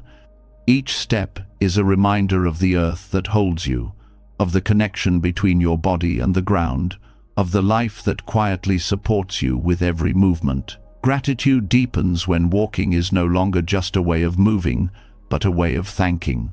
Walking is often treated as a means to an end, a way to get from one place to another. But in mindful walking, the journey itself is the destination. Every step becomes a chance to return to presence, to feel the contact of your foot with the ground, to notice the rhythm of your body in motion. Gratitude grows when you stop rushing past these details and start honoring them. Each step whispers, "I am alive." Each step says, "The earth supports me." Walking becomes prayer, a constant thank you offered to the ground beneath you. The practice begins with awareness of contact. As your foot touches the earth, notice the firmness, the softness, the texture. Gratitude arises for the stability of the ground, for its quiet willingness to carry you without complaint. This recognition brings humility. You realize that no step is possible without the earth beneath. Gratitude becomes embodied, felt not as an idea but as weight and balance, as the ground meeting your body again and again. Walking meditation also slows the mind. The steady rhythm of steps grounds you, drawing attention away from restless thoughts into direct experience. Gratitude grows when you realize that the earth itself anchors you, calming your mind not through effort, but through its steady presence. Each step becomes a reminder that peace is available, that you are already supported, that you do not need to run anywhere to find it. This practice also teaches reverence for the body. Walking reveals muscles, balance, breath, coordination, all working together to carry you forward. Gratitude arises for legs that move, for lungs that expand with effort, for the body's quiet strength.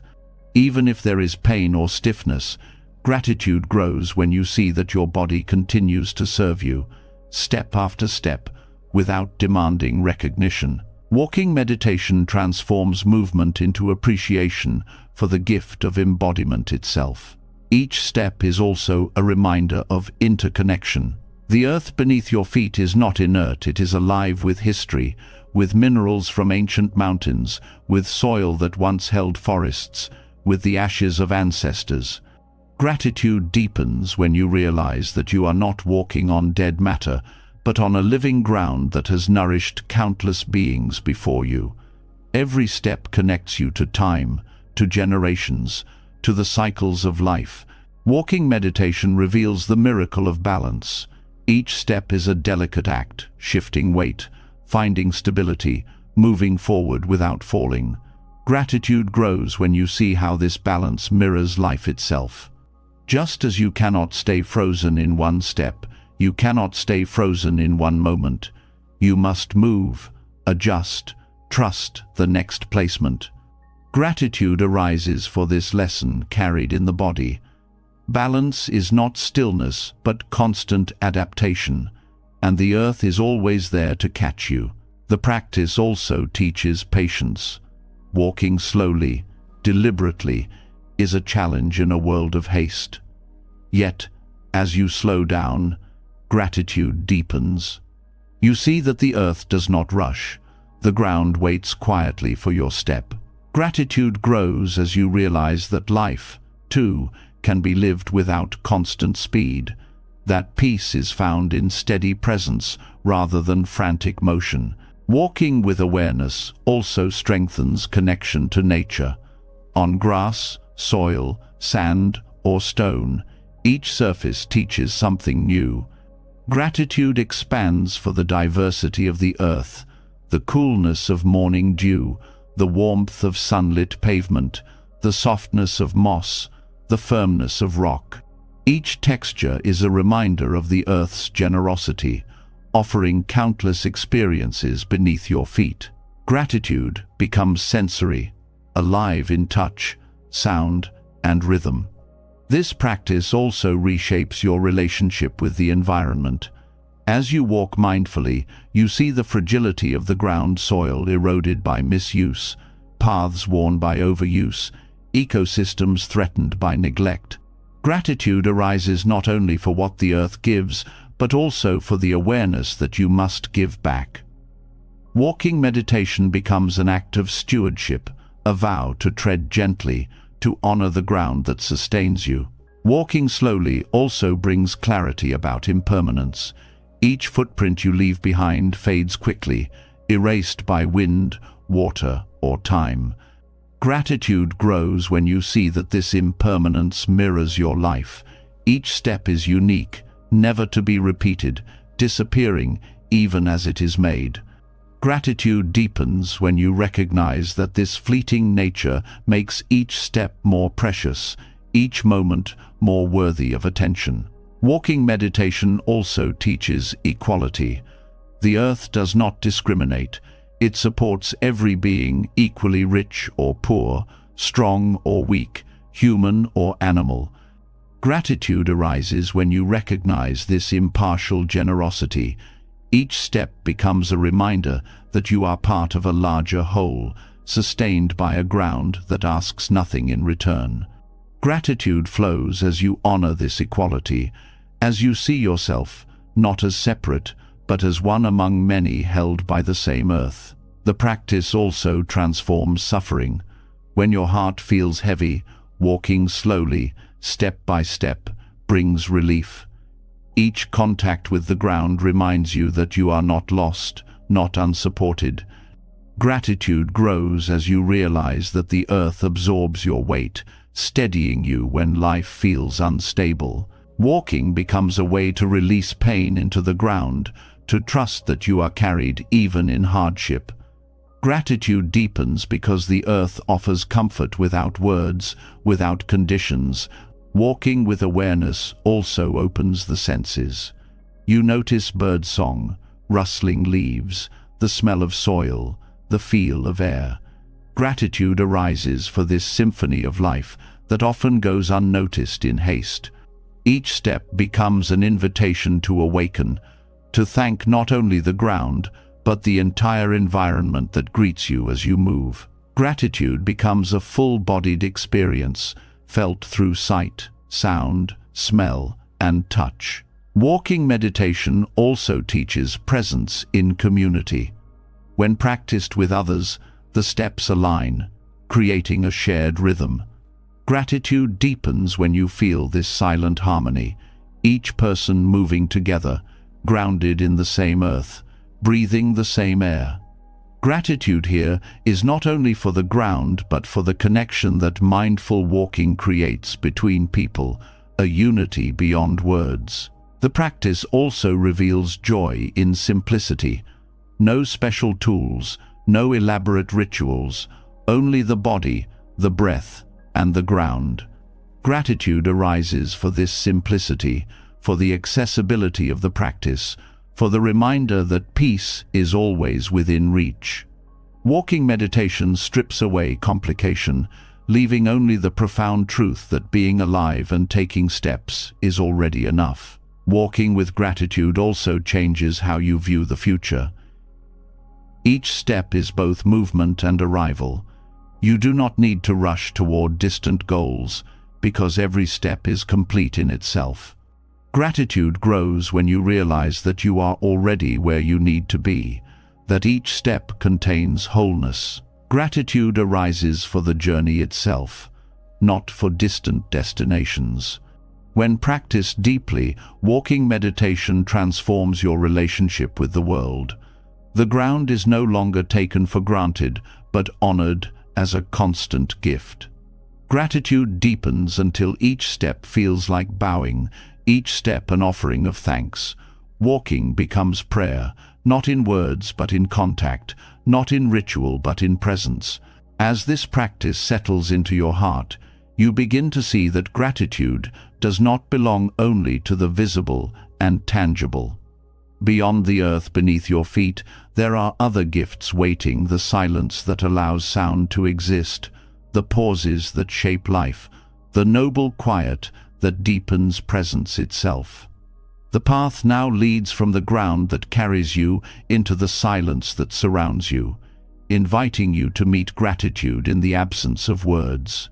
Each mindful step teaches you that gratitude is not found in arrival, but in presence, not in destinations, but in the journey itself.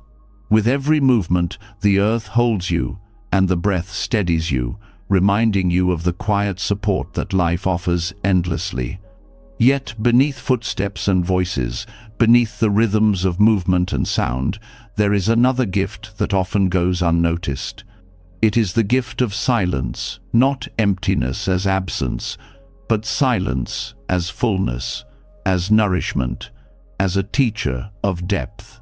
In Buddhism, this is called noble silence, a silence that is not just the lack of noise, but the presence of awareness.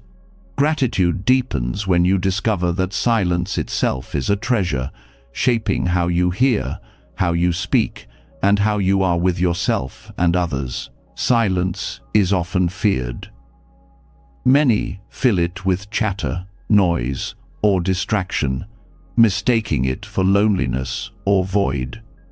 But noble silence is different. It is a conscious turning inward, a choosing of stillness not as escape, but as presence. Gratitude arises when you allow yourself to enter it, realizing that silence is not empty. It is alive with clarity, alive with space, alive with possibility. In silence, you meet yourself without disguise. The noise of the world fades, and what remains is the simple presence of your thoughts, your breath, your being. Gratitude grows when you see that silence is not an enemy, but a companion, a mirror that shows you what is often hidden beneath sound. In this mirror you encounter truths sometimes uncomfortable, sometimes healing that you might never notice otherwise. Gratitude comes when you realize silence gives you the chance to understand yourself more deeply. Silence also heightens awareness of sound. When you rest in noble silence, even the faintest noises become vivid: the rustle of leaves, the distant call of a bird, the soft rhythm of your own breath. Gratitude deepens because silence sharpens perception, reminding you that sound is a gift, not background. Words become more meaningful when born from silence, music more powerful when framed by quiet. Gratitude arises for the way silence gives sound its depth, turning hearing into listening. Noble silence also transforms speech. When you spend time in quiet, you discover how often words are unnecessary. The impulse to fill space softens, replaced by the wisdom of restraint. Gratitude grows when you realize that silence teaches you to speak with care, to value words not for their abundance, but for their truth. Speech becomes lighter, kinder, more deliberate. Gratitude arises for this discipline, for the way silence refines communication into something healing rather than harmful. Silence also deepens connection with others. In ordinary life, silence in conversation can feel awkward, something to be filled. But noble silence reveals that presence alone is enough. Sitting quietly with another, without words, creates intimacy deeper than dialogue. Gratitude grows when you experience this, when you see that silence itself can hold love, respect, and understanding. It teaches you that being with someone does not always require speaking. Sometimes the deepest gratitude is expressed in quiet companionship. The practice of silence also heals restlessness. In constant noise, the mind becomes agitated, always pulled outward. But in silence, the mind begins to settle, like water clearing after being stirred. Gratitude arises when you notice this calming, when silence offers rest to your weary thoughts. It is in silence that creativity returns, clarity surfaces, and peace emerges. Gratitude deepens because silence is medicine that costs nothing, always available, always waiting for you to enter. Silence is also a teacher of patience.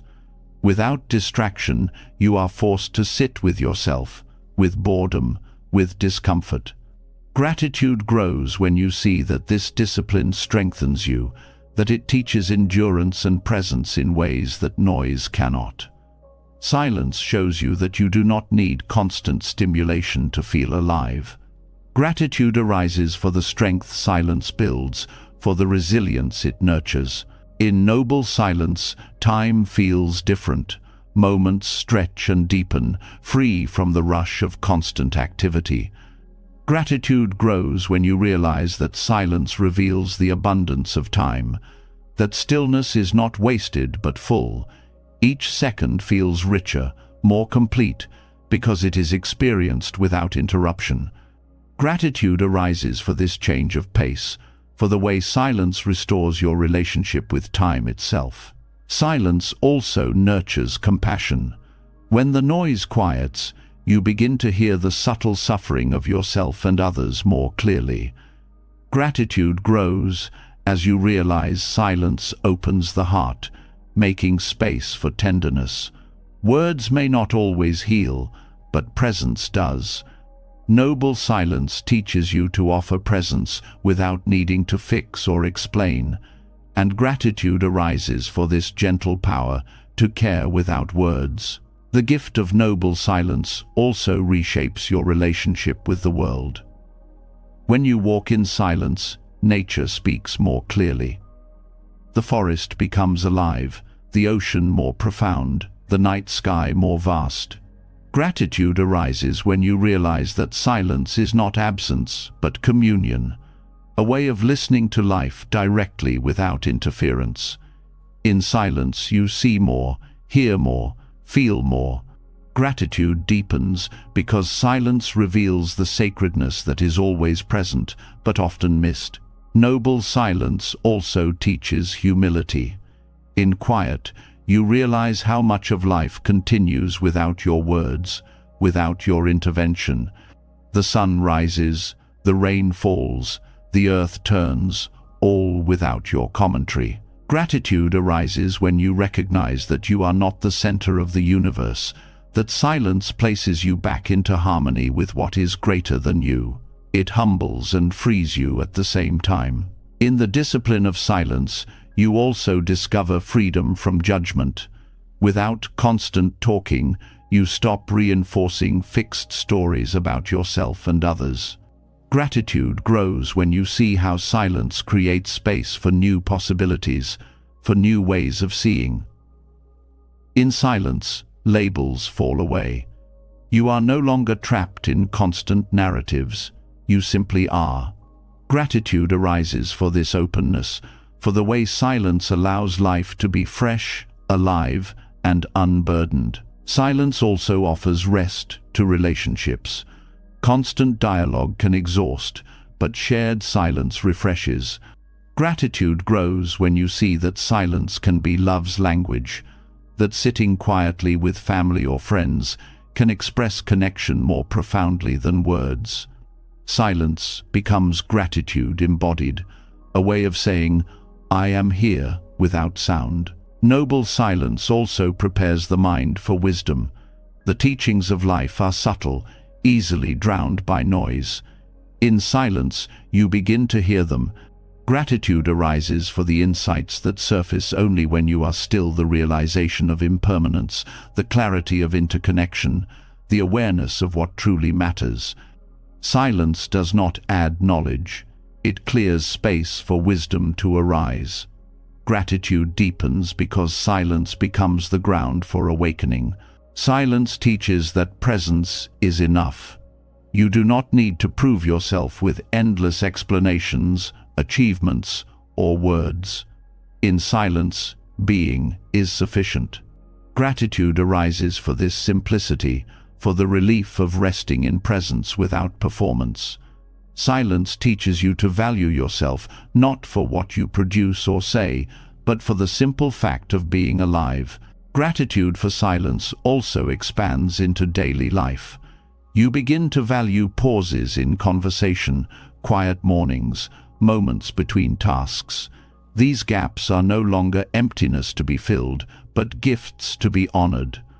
Gratitude grows when you see silence as nourishment, as necessary as food and water. Each pause becomes sacred, each quiet moment a reminder of life's depth. As noble silence settles in the heart, gratitude becomes more refined. You begin to thank not only what you hear, but also what you do not hear, not only what is present, but what is absent. Silence teaches that fullness includes emptiness, that sound is made meaningful by quiet, that presence is deepened by stillness. Gratitude arises not as reaction, but as a way of being, rooted in the silent ground of awareness. And from here, the journey unfolds further. Having learned gratitude in the stillness of silence, you begin to see that every encounter, every person who crosses your path, carries a lesson. Silence reveals truths that words often conceal. In noble quiet, you begin to feel the depth of presence, the richness that comes when you stop filling every moment with sound. That same awareness, once carried into daily life, uncovers something even more profound. Every encounter is a teaching, every person a messenger.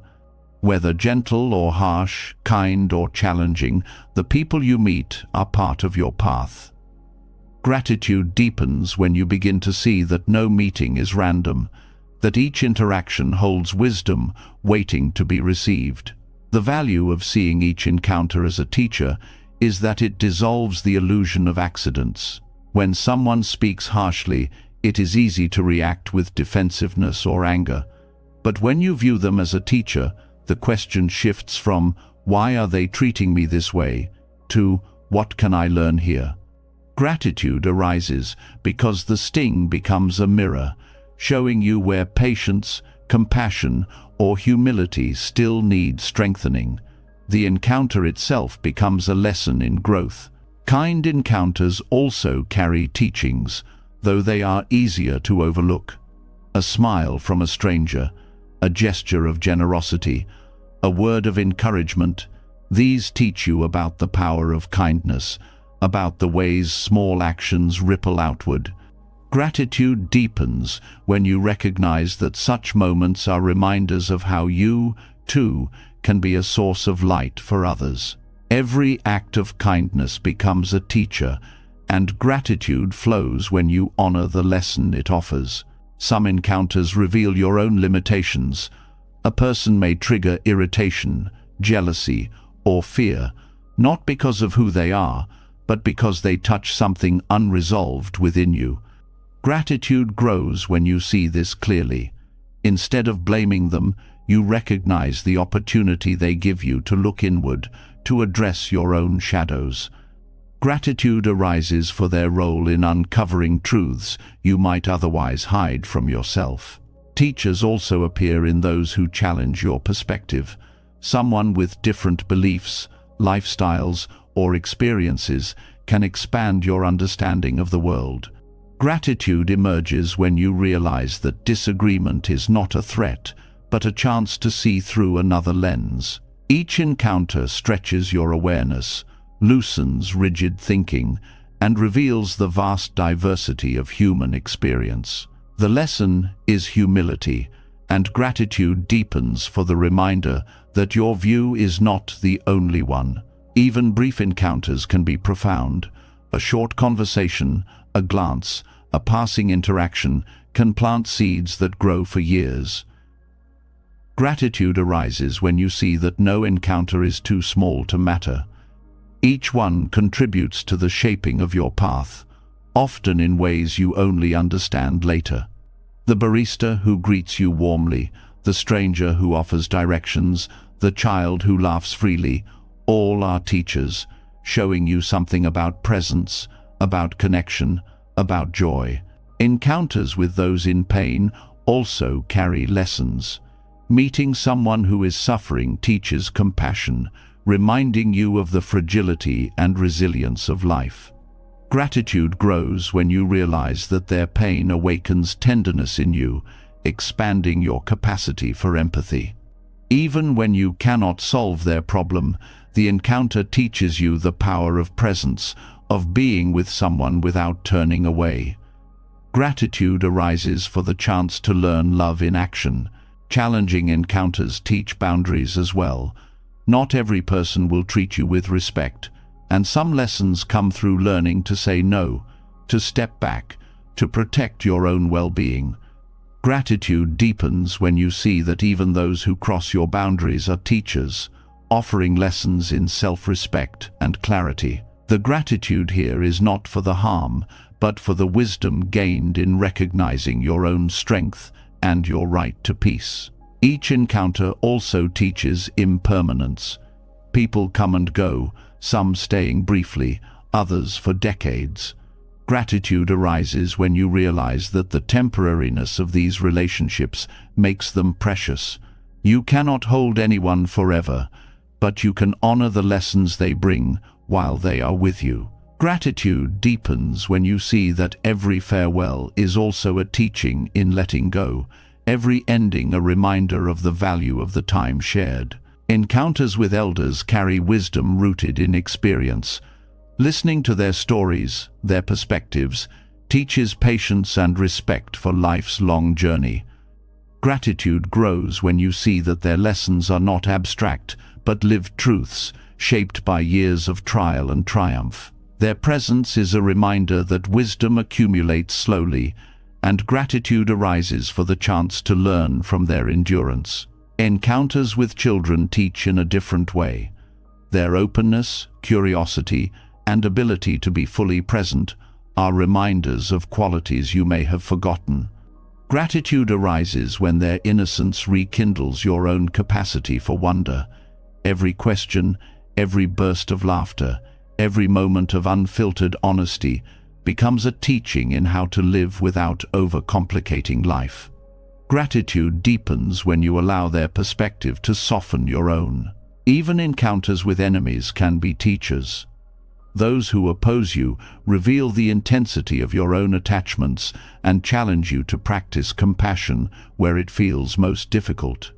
Gratitude arises when you see that enemies teach strength, patience, and forgiveness. Without them, virtues would remain untested. Gratitude deepens because you realize that the very people you resist may be shaping your path in profound ways. Animals, too, become teachers in encounters. A bird's flight, a dog's loyalty, a cat's stillness all offer lessons in simplicity and presence. Gratitude arises when you notice how much non-human beings reflect truths about life. Their teachings are silent, but no less powerful. Gratitude deepens for the reminder that wisdom is not confined to human words, but is present in all of life's expressions. Encounters with nature itself are teachers. A storm teaches impermanence and power. A mountain teaches endurance. A river teaches flow. Gratitude arises when you recognize that walking outside is entering a classroom where every element offers a lesson. Gratitude deepens when you realize that the earth has been teaching all along, waiting only for you to listen. Some encounters are with yourself. Looking in the mirror, sitting in solitude, reflecting on your actions, these are meetings too. Gratitude grows when you realize that self-encounters are among the most profound teachers, revealing honesty, growth, and the need for compassion toward yourself. Gratitude deepens when you see that every reflection is a chance to learn, to adjust, to begin again. Seeing each encounter as a teacher also transforms conflict. Instead of resenting difficulty, you begin to look for the lesson. Gratitude arises when you see that conflict reveals hidden truths about communication, about values, about fears. Gratitude deepens when you learn to thank the conflict for what it shows, even while working to resolve it with wisdom and care. Gratitude also arises for encounters that inspire. Meeting someone who embodies compassion, resilience, or clarity plants seeds of aspiration in your own heart. Gratitude grows when their presence shows you what is possible, expanding your vision of who you can become. Every inspiring figure is a teacher, not because they give you answers, but because they awaken your own potential. When you view life this way, Gratitude becomes continuous. No encounter is wasted, no meeting trivial. Each person becomes part of your journey, carrying lessons you need at that moment. Gratitude deepens when you see that life itself is the teacher, presenting lessons in the form of people, experiences, and relationships. Every encounter offers a mirror, a teaching, a reminder that life itself is the greatest classroom. Gratitude arises when you see that nothing is wasted, that even the most difficult meetings reveal wisdom. Yet, as powerful as these lessons are, they point toward an even deeper truth. You cannot hold on to any of them forever. Teachers appear and pass, relationships shift, experiences end, and moments fade. Gratitude grows not only in receiving, but also in releasing. To let go is to honor the impermanence of life, to thank what has served its purpose, and to open space for what is yet to come. Letting go is often misunderstood as loss or defeat, but in truth, letting go is an act of liberation. When you release what no longer serves you, possessions, attachments, expectations, you discover freedom, and with that freedom comes gratitude. Gratitude for the space created, gratitude for the lightness of being, gratitude for the clarity that arrives when clutter, both inner and outer, is removed. Possessions are one of the clearest examples. The more you accumulate, the more you feel weighed down, tied to objects that demand care, protection, and attention. Letting go of excess reveals that you never needed as much as you thought. Gratitude arises for the few things that remain, cherished because they are no longer drowned in abundance. A simple cup, a single book, a trusted tool, each becomes precious when not lost in a crowd of unnecessary items. Gratitude deepens because you realize value is not in quantity, but in sufficiency. Letting go also applies to attachments, the invisible bonds of craving and clinging. Whether to people, experiences, or identities, attachment creates suffering when you demand permanence from what is impermanent. To release attachment is not to stop loving or caring, it is to stop grasping. Gratitude arises when love is freed from clinging, when presence is valued without the need to possess. You thank the moment, the person, the experience for what it gives now, without burdening it with demands to last forever. Gratitude deepens because you see that freedom and love are not opposites but companions. Expectations are another form of weight. Life rarely unfolds according to your plans, and the tighter you cling to them, the more disappointment follows. Letting go of rigid expectations opens you to reality as it is, not as you wished it to be. Gratitude arises when you release the need for control and discover the beauty of what actually arrives. Instead of resenting the difference between what you wanted and what you received, you thank life for surprising you, for teaching you flexibility, for showing you possibilities you never imagined. Gratitude deepens because each moment becomes a gift rather than a test. Letting go also reveals the lesson of impermanence in a direct way. Everything you cling to will one day slip from your grasp. Possessions will decay, relationships will shift, even the body will fade. Gratitude grows when you accept this truth, not with despair, but with reverence. To let go is to honor the reality of change, to say thank you for what has passed, and to trust that space opens for new beginnings. Gratitude deepens because you stop fighting against the flow of life, and instead move with it, lighter and freer.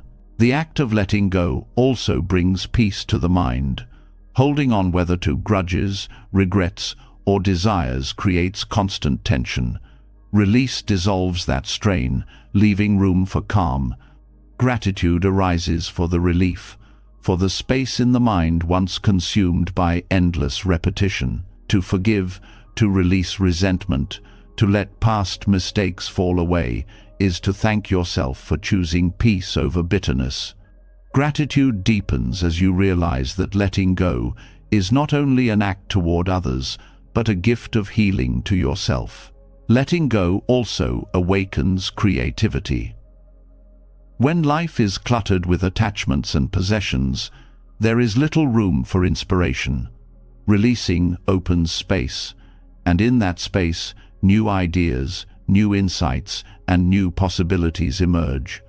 Gratitude grows as you realize that emptiness is not void but fertile ground.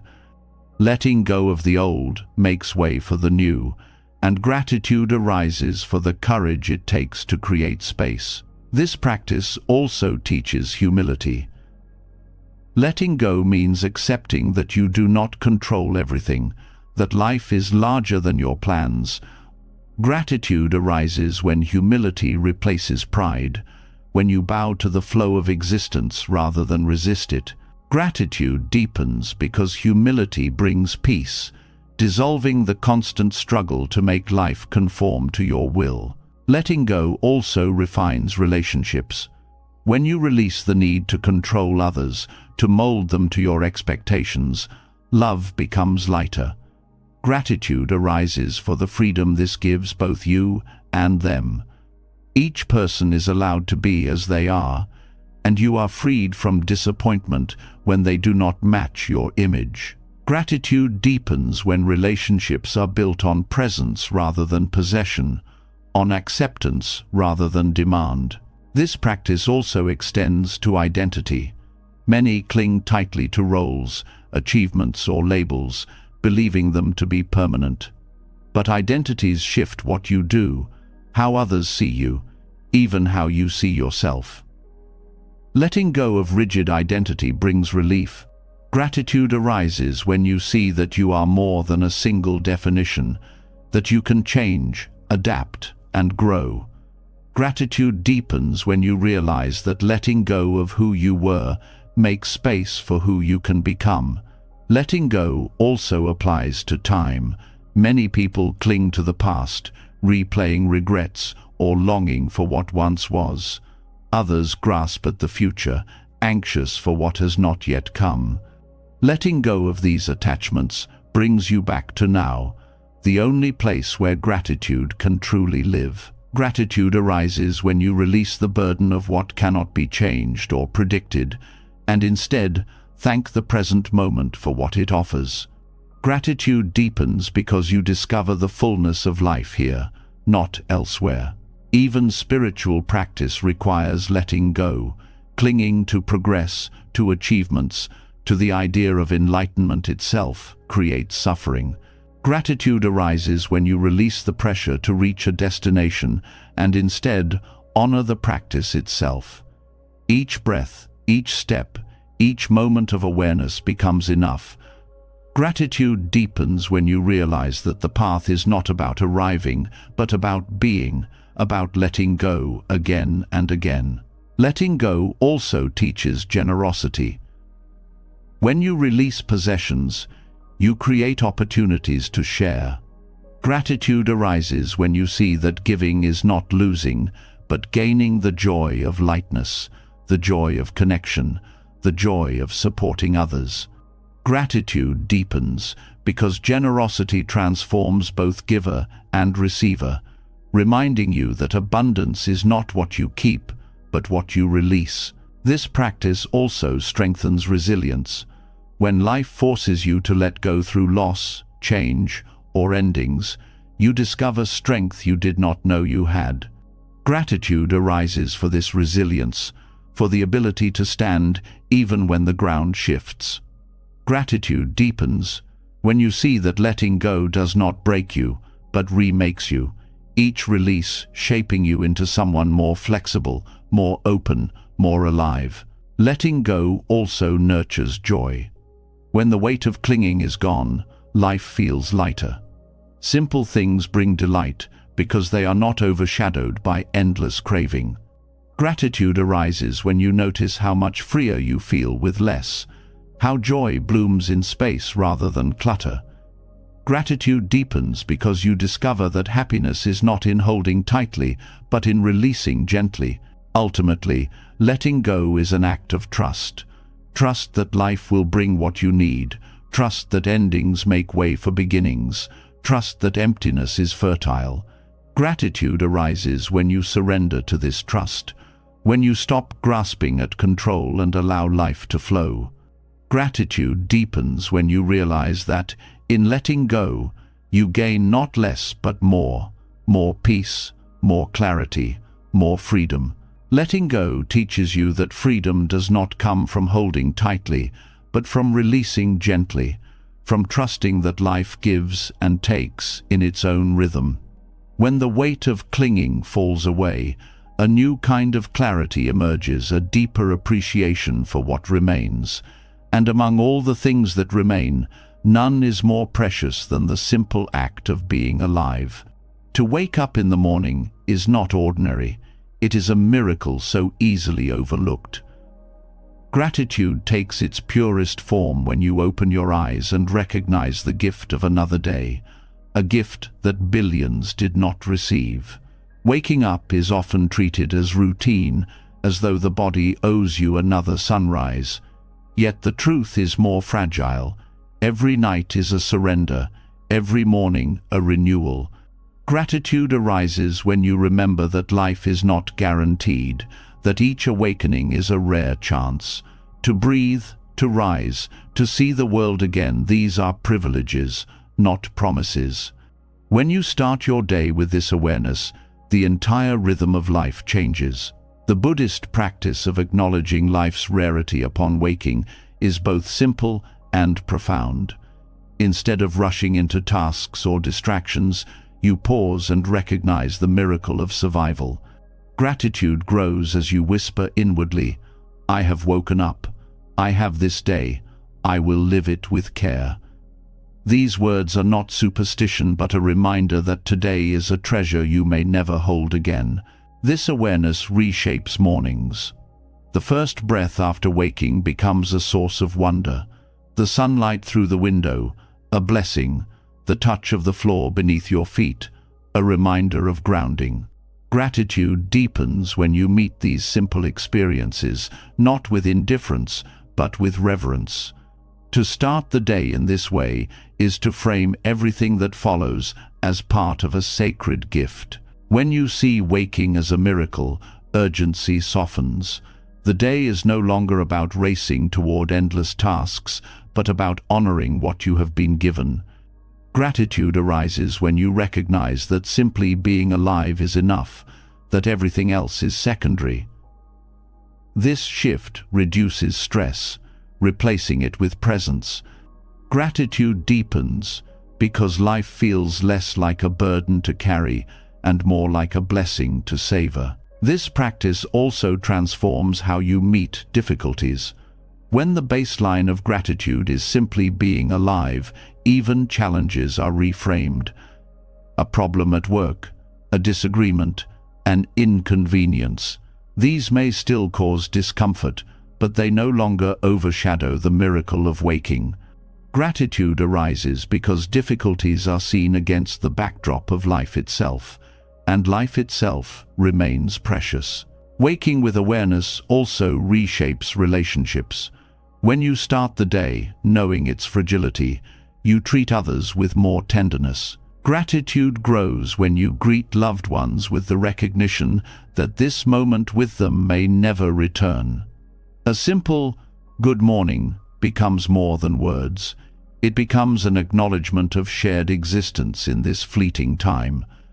Gratitude deepens when each interaction carries the weight of life's rarity. This practice also changes how you view time. Instead of treating the day as a blur of hours to be filled, you see each moment as unrepeatable. Gratitude arises when you notice the uniqueness of the morning breeze, the taste of breakfast, the sound of birds. Gratitude deepens when you realize that the richness of life is found in presence, not in accumulation of hours. Waking up as a miracle also strengthens resilience. When you frame life as a rare gift, setbacks lose some of their power. Gratitude arises because even in difficulty, you are still alive, still breathing, still capable of growth. This perspective does not erase pain, but gives it context. Gratitude deepens when you see that survival itself is victory, that waking grants you another chance to begin again. The practice also nurtures humility. Life is not something you command, it is something granted, moment by moment. Gratitude arises when you recognize that waking is not your achievement, but a gift beyond your control. This humility softens pride and fosters reverence. Gratitude deepens when you see that every day is borrowed, every breath a loan from the universe. Waking with gratitude also awakens purpose. When you recognize that today may be your last, you ask, "How will I live it?" Gratitude arises when you see that this awareness sharpens priorities, guiding you toward kindness, presence, and meaning. Gratitude deepens when you realize that each morning is an invitation not just to exist, but to live deliberately. This practice also teaches compassion. When you realize the rarity of waking, you see that others too walk this fragile path. Gratitude arises when you look at another person and remember they too have been given this day. They too are living a rare gift. Gratitude deepens when compassion flows naturally from this awareness, shaping how you treat others with patience and care. The miracle of waking also reminds you of interconnection. You are alive not by yourself, but because of countless conditions: air to breathe, a heart that continues beating, a world that sustains you. Gratitude arises when you see that waking is not only your miracle, but the result of an entire universe working together. Gratitude deepens when you bow inwardly to this web of life that makes your morning possible. This awareness also softens regret. When you wake with gratitude, you remember that today is new, unshaped, unspoiled. Gratitude arises because you are not bound only by the past. You are free to live differently now. Gratitude deepens when you recognize that each morning offers renewal, a chance to practice again, to love again, to begin again. The practice also teaches presence with mortality. Each morning reminds you that one day you will not wake, that life is finite. Gratitude arises when you hold this truth not with fear but with reverence. Gratitude deepens when mortality sharpens appreciation, making every day more vivid, every encounter more sacred, every breath more worthy of thanks. When waking is treated as miracle, even small things glow. The warmth of water on your face, the stretch of your body, the quiet of early hours, all become blessings. Gratitude arises when you stop treating mornings as obstacles to endure and start honoring them as sacred beginnings. Gratitude deepens when you see that these ordinary details are extraordinary in their own right. Waking with awareness also nurtures discipline. Starting the day with gratitude shapes how you carry the hours ahead. Gratitude arises when you realize that beginning in reverence sets a tone of mindfulness that ripples into work, relationships, and rest. Gratitude deepens when you see that discipline is not a burden but a devotion, a way of honoring the gift of another day. This practice also brings peace. When you wake with gratitude, the noise of comparison and craving loses power. Gratitude arises because you are already satisfied with the miracle of being alive. Gratitude deepens when you realize that no achievement, no possession, no status can equal the simple gift of waking to another day. Each morning is a reminder that life is temporary, fragile, and rare. Gratitude grows when you remember this, when you start the day not with complaint, but with reverence. Gratitude deepens when you recognize that waking itself is the foundation of joy, the first gift, the one upon which all others rest. Waking each morning as though it were the rarest of miracles changes everything. You begin the day with reverence, aware that life has been granted once again, aware that this chance is not guaranteed. And from this deep sense of gratitude, the heart naturally expands beyond itself. It is not enough to simply be alive. There is a call to use this life well. Out of that awareness arises one of the most beautiful expressions of Buddhist practice, the Bodhisattva ideal. To live not only for personal freedom, but for the awakening of all beings. To see service itself as the highest form of gratitude is to embody a joy that no self-centered pursuit can offer. The Bodhisattva path is rooted in gratitude for existence, but it is expressed through service. Instead of hoarding wisdom, you share it. Instead of striving only for your own release from suffering, you vow to walk alongside others, supporting their journey as if it were your own. Gratitude arises when you recognize that the ability to serve is itself a privilege, that to be in a position to help even one being is to be entrusted with something sacred. Service on this path is not about grand gestures or recognition. It is about presence, patience, and compassion in the smallest acts. Listening without judgment, offering kindness where it is needed, giving time to someone in distress. These are the everyday forms of the Bodhisattva spirit.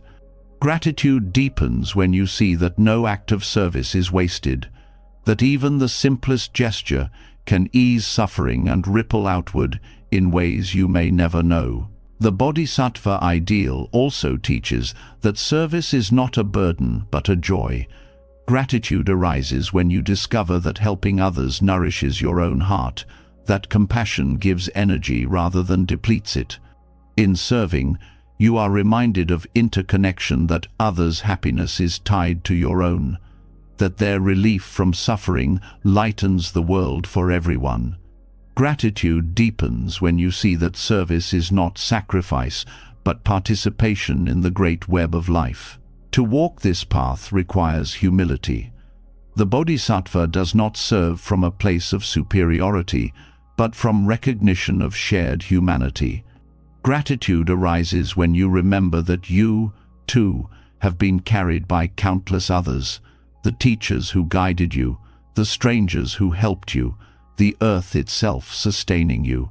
Service then becomes not an obligation, but a way of repaying a debt that can never truly be repaid. Gratitude deepens when you bow inwardly to this cycle of giving and receiving, knowing that by serving others, you are honoring all that has been given to you. The Bodhisattva ideal also reframes difficulty.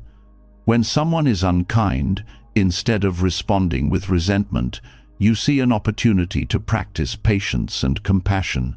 Gratitude arises when you realize that even those who challenge you are offering a chance to strengthen your practice. The gratitude is not for the harm itself, but for the wisdom it allows you to cultivate. Service then extends even to those who oppose you, because you understand they too are suffering, and your role is to ease, not to judge. This path also teaches the value of perseverance. The Bodhisattva vow is vast offering to serve all beings across endless time. Gratitude arises when you see that this vow is not meant to be completed, but to keep the heart open. The joy is not in finishing, but in continuing, in dedicating each step to something larger than yourself. Gratitude deepens when you realize that endless service is not exhausting but liberating, because it frees you from the narrow confines of self-concern. Service also transforms your relationship with purpose. Many search endlessly for meaning, but the Bodhisattva knows that purpose is found in service itself. Gratitude arises when you realize that you do not need to wait for grand opportunities to matter. Each interaction is already an opportunity to serve. Gratitude deepens when you live with this awareness, when each moment becomes meaningful simply because it allows you to offer kindness. The Bodhisattva ideal also reveals that gratitude for life cannot be separated from responsibility. To be alive while others suffer is to be called to respond. Gratitude arises not only in enjoying your blessings, but in using them to uplift others. Gratitude deepens when you realize that privilege is not something to cling to, but something to share. That joy multiplies when it is spread. This path also reshapes how you view your own suffering. Instead of seeing pain as something to escape alone, you recognize it as a bridge to others.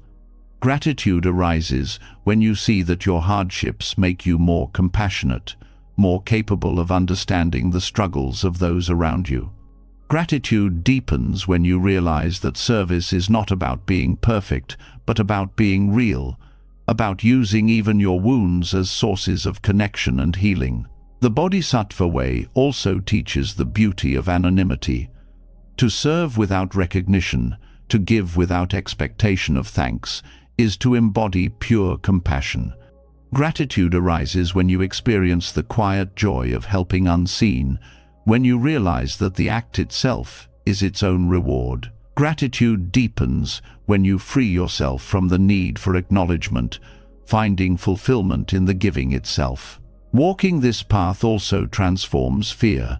The Bodhisattva does not fear suffering or death, because service gives life a depth beyond individual survival. Gratitude arises when you see that to live for others is to transcend fear, to anchor your existence in something enduring. Gratitude deepens when you realize that your actions continue through others, that service leaves traces beyond your own lifetime. The practice also cultivates boundless compassion. Gratitude arises when you recognize that every being, no matter how lost or broken, has Buddha nature, the potential for awakening. Gratitude deepens when you realize that by serving others, you are honoring that potential, watering seeds that may bloom far beyond your sight. The Bodhisattva ideal also reminds you that service is not about perfection, but sincerity. Gratitude arises when you realize that you do not need to solve all problems. To serve, you only need to show up with presence and care.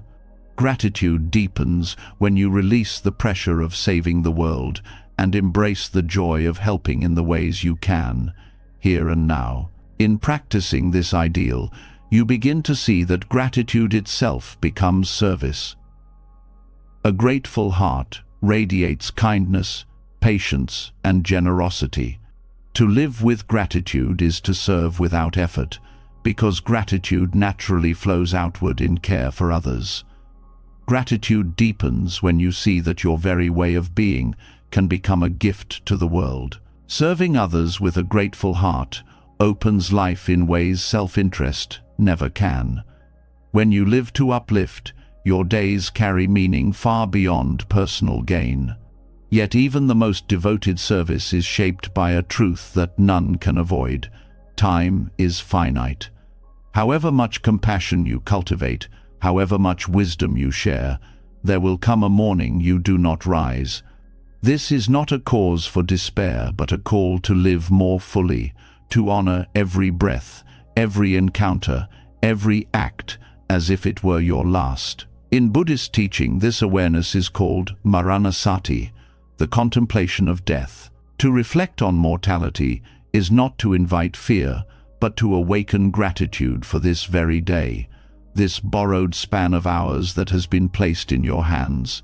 Awareness of death strips away illusion. So often people live as though tomorrow is guaranteed, as though life stretches endlessly before them. Plans are made, time is wasted, gratitude postponed. But death reminds you that the only day you can touch is today. Gratitude arises when you recognize that this day is not owed to you, that to wake and move through it is a privilege. Gratitude deepens when you see that this borrowed day demands presence, not distraction. Contemplating death sharpens priorities. Many of the things that seem urgent, status, possessions, trivial arguments fade in significance when viewed against mortality. What remains are the essentials: kindness, love, awareness, service. Gratitude arises when you realize that death clarifies what matters, teaching you not to squander time on what does not nourish. Gratitude deepens when you live each day aligned with values that will still matter on your last breath.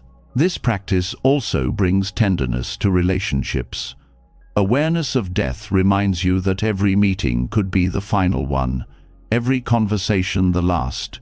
Gratitude arises when you approach others with this awareness, treating each word as precious, each moment together as sacred. Gratitude deepens when you no longer take loved ones for granted, when farewells are softened with care, when anger dissolves because you know the chance to love is fleeting. Maranasati also softens fear of death itself. By contemplating mortality daily, death becomes less of a shock and more of a companion. Gratitude arises when you realize that this reflection frees you from the constant anxiety of avoidance. Gratitude deepens when you discover that thinking of death makes life richer, not poorer, because it anchors you in what is real. Awareness of death also teaches humility. No matter your accomplishments, death will level them. Gratitude arises when you see this not as negation, but as balance. Gratitude deepens when you recognize that death places all beings on equal ground, reminding you to live not with arrogance, but with reverence. This reflection also strengthens compassion. When you remember that others too are mortal, you meet their struggles with gentleness. Gratitude arises when you realize that everyone shares the same fragility, the same uncertainty. Gratitude deepens when compassion flows more easily, when you no longer waste time in harshness, but instead use your days to ease the burden of others. Contemplating death also enhances presence. Each sight, sound, and breath takes on a heightened clarity when you know it may be the last. Gratitude arises when you notice the beauty of a single sunrise, the taste of food, the warmth of touch. Gratitude deepens when these ordinary moments are no longer dismissed but treasured as the essence of life. Maranasati also cultivates resilience. When challenges arise, awareness of death puts them into perspective. Gratitude arises when you see that many worries shrink when measured against mortality. Gratitude deepens when you find strength in knowing that if this is your last day, you would rather meet it with courage than complaint. The contemplation of death also teaches acceptance. Life ends whether you resist or not. Gratitude arises when you release the struggle to deny it, when you bow to impermanence as part of the natural order. Gratitude deepens when acceptance brings peace, allowing you to live with more ease, knowing that nothing is permanent, but that every moment can be honored. Maranasati sharpens your relationship with time. Every hour becomes meaningful, every choice more deliberate. Gratitude arises when you recognize that life is not measured in years but in presence. Gratitude deepens when you no longer delay gratitude for another day but cultivate it now, in this breath, in this moment. The practice also nurtures joy. Far from being morbid, awareness of death illuminates the sweetness of life. Gratitude arises when you see that fragility makes everything more precious: the laughter of a child, the quiet of evening, the chance to serve. Gratitude deepens when you realize that the beauty of life is inseparable from its impermanence, that transience is what gives it meaning. Maranasati also teaches liberation from clinging. Death will strip away all possessions, roles, and identities. Gratitude arises when you see this as a reminder to let go now, to travel lightly. Gratitude deepens when you live with less attachment, more freedom, and greater appreciation for what is here in the present. This practice also inspires service. Knowing that time is short, you are moved to use it wisely, to contribute rather than consume. Gratitude arises when you see each day as a chance to give, to lighten another's load, to sow seeds that may grow after you are gone.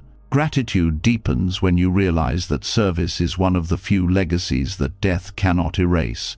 Awareness of death also transforms how you view endings. Each sunset, each farewell, each completed task becomes a small rehearsal for the final release. Gratitude arises when you begin to honor endings as sacred, not as failures. Gratitude deepens when you see that endings create space for renewal, just as death creates space for life to continue. By practicing Maranasati, you live more awake. Gratitude arises when you remember that this day is borrowed, that it could vanish without notice.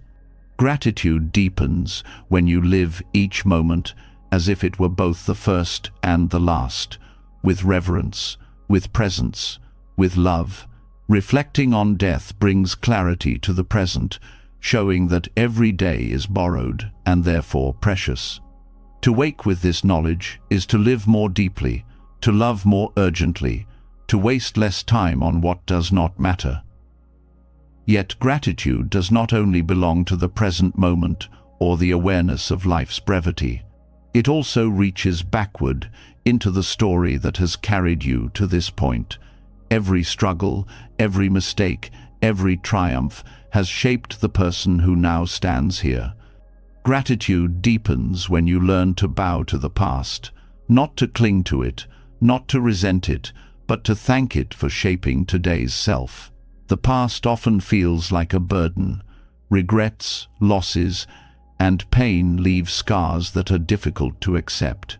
But when you look closer, even the hardest experiences contain lessons that changed you, strengths you would not have developed otherwise.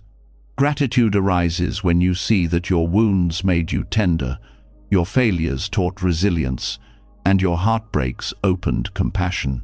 Gratitude deepens when you stop cursing the past for its difficulties and instead thank it for the wisdom those difficulties brought. Mistakes are often the hardest to embrace. They linger in memory, replayed with shame or guilt.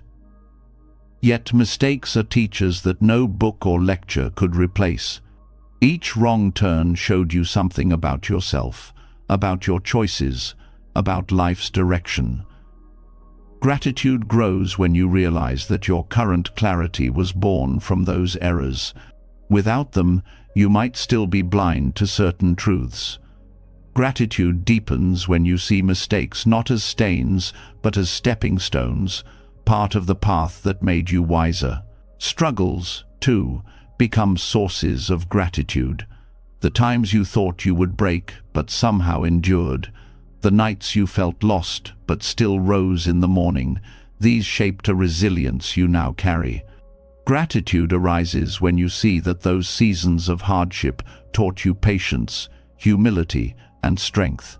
Gratitude deepens when you understand that suffering was not meaningless, but formative, giving you the depth to meet life with compassion for yourself and others. Triumphs, on the other hand, are easier to thank, but no less important to honor.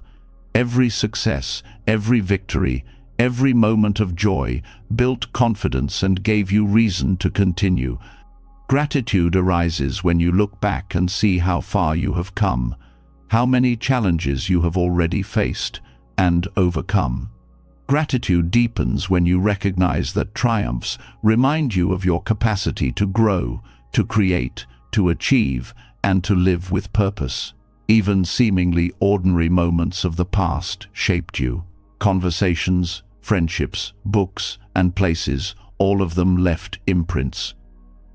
Gratitude grows when you recognize that the person you are today is not separate from these influences. Gratitude deepens when you realize that nothing was wasted, that even the smallest encounter contributed to the whole of your becoming. Thanking the past also teaches forgiveness. Gratitude arises when you soften toward your younger self, who acted with limited understanding but did the best possible at the time. Gratitude deepens when forgiveness replaces judgment, when you can look back and say, "Thank you for trying," even when you failed. This shift transforms regret into compassion, allowing gratitude to flow even for the parts of your history you once rejected. The past also connects you to lineage. Ancestors, teachers, and those who came before all shaped the conditions of your life. Gratitude arises when you remember that your path is not yours alone, but built on countless lives lived before you. Gratitude deepens when you honor their struggles, knowing that without them, you would not be here. Thanking the past becomes not just personal but collective, an acknowledgement of the web of lives that carried you forward. This practice also dissolves resentment. Gratitude arises when you see that even those who hurt you shaped your growth. Even those who opposed you pushed you toward strength. Gratitude deepens when you understand that their role, though painful, contributed to your wisdom. Thanking the past does not mean condoning harm, but it means recognizing the lessons that suffering left behind. Thanking the past also strengthens resilience for the future. Gratitude arises when you look back and see how much you have already survived. Gratitude deepens when you realize that those experiences prepared you for what is to come. The past becomes a source of courage, reminding you that if you endured then, you can endure again. This practice also enriches joy. Gratitude arises when you recall moments of laughter, connection, and love that carried you through. Gratitude deepens when you realize that joy was always present, even in difficult seasons, and that these moments of light sustained you. Thanking the past for joy teaches you to notice and honor joy more fully in the present. By thanking the past, you also free yourself from clinging. Gratitude arises when you appreciate what has been without demanding that it return. Gratitude deepens when you release nostalgia and instead hold memories as gifts, complete in themselves. This freedom allows you to move forward without chains, carrying gratitude instead of longing. The practice also cultivates humility. Gratitude arises when you admit that you are not self-made, that your life was shaped by countless conditions. Gratitude deepens when you bow to the complexity of causes that formed you, recognizing that every chapter of your past, whether chosen or not, contributed to the present self. Thanking the past also teaches presence. Gratitude arises when you see that the past has already given its gifts, that today is where those gifts are meant to be lived. Gratitude deepens when you stop reliving old stories and instead honor them by embodying their lessons now. The past becomes not a prison, but a foundation, steadying you in the present. This reflection also fosters compassion for others. Gratitude arises when you recognize that everyone carries a past filled with struggles, mistakes, and triumphs.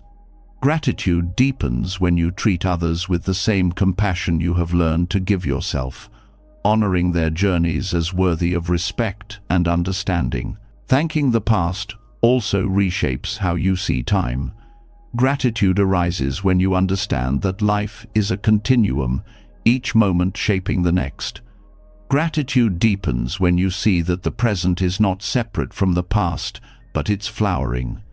Every joy, every sorrow, every lesson blooms into now, and gratitude flows when you see that none of it was wasted. To thank the past is to honor life in its entirety. Gratitude arises when you bow to every moment that brought you here, when you embrace even the parts you once wished to erase. Gratitude deepens when you see that nothing could be left out, that the whole of your history shaped the whole of who you are.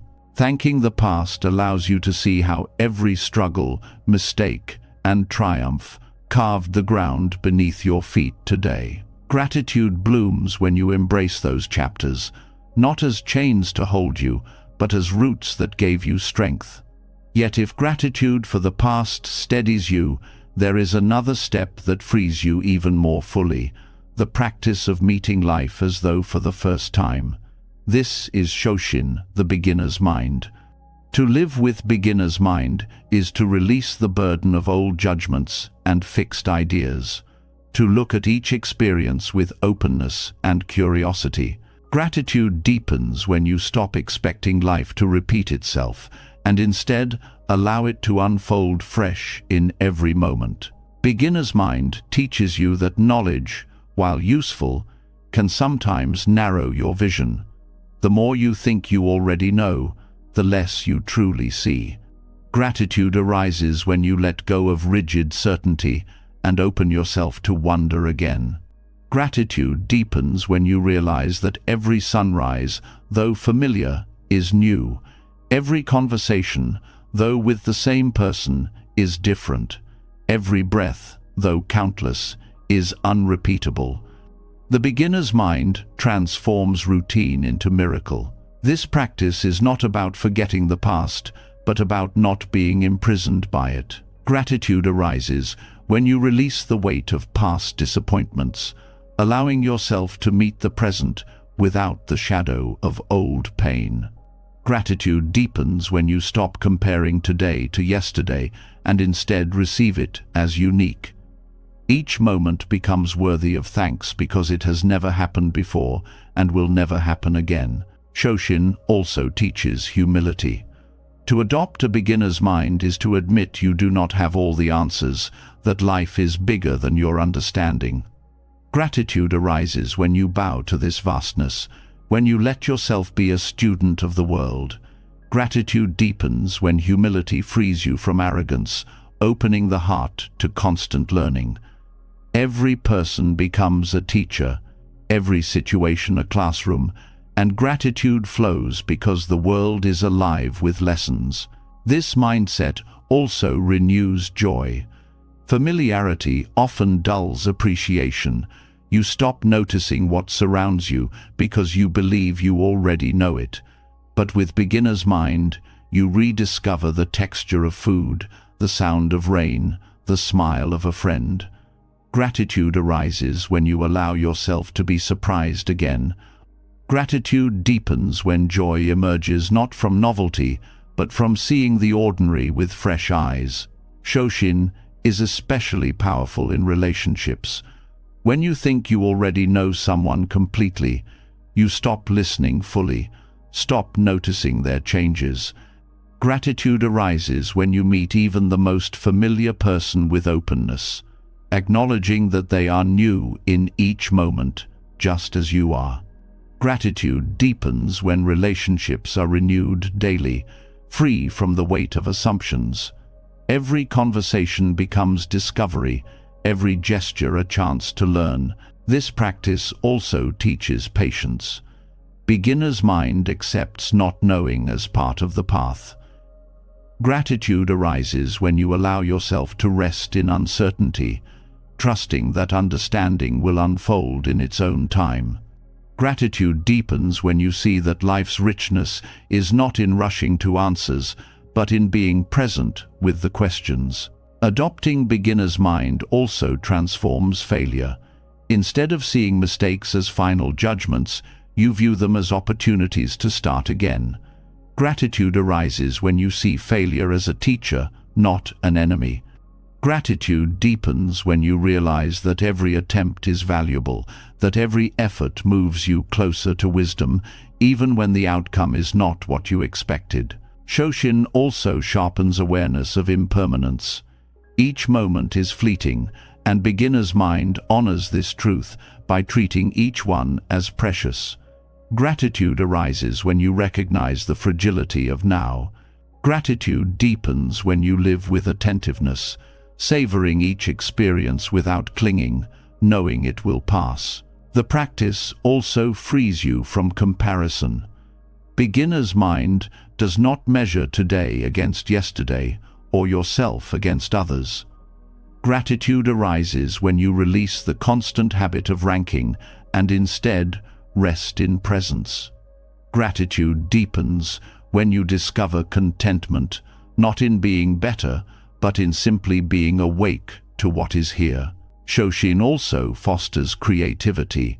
When the mind is not bound by rigid categories or old habits, new possibilities open. Gratitude arises when you experience the freshness of imagination, when you allow playfulness to return.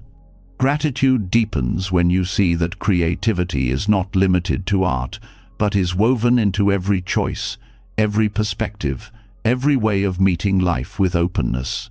Beginner's mind also deepens compassion. When you let go of labels and judgments, you see people as they are, rather than as you assume them to be. Gratitude arises when you notice the humanity of each person more clearly. Gratitude deepens when compassion flows naturally from this clarity, when you respond to others not with preconceptions, but with genuine presence. This practice also teaches freedom from pride. Knowledge and experience can create walls that separate you from others, but beginner's mind breaks those walls down. Gratitude arises when you release the need to always be the expert, to always be right. Gratitude deepens when you allow yourself to be vulnerable, to ask questions, to remain open. This openness creates space for deeper connection and for true growth. Shoshin also shows you the abundance of life. When you meet each experience as new, you realize that the world is full of infinite variety. Gratitude arises when you stop dismissing life as repetitive and instead see its endless depth. Gratitude deepens when every day feels like discovery, every moment like a gift. The practice also nurtures resilience. Beginner's mind embraces change without resistance because it does not cling to fixed ideas. Gratitude arises when you see that flexibility allows you to adapt to life's shifts.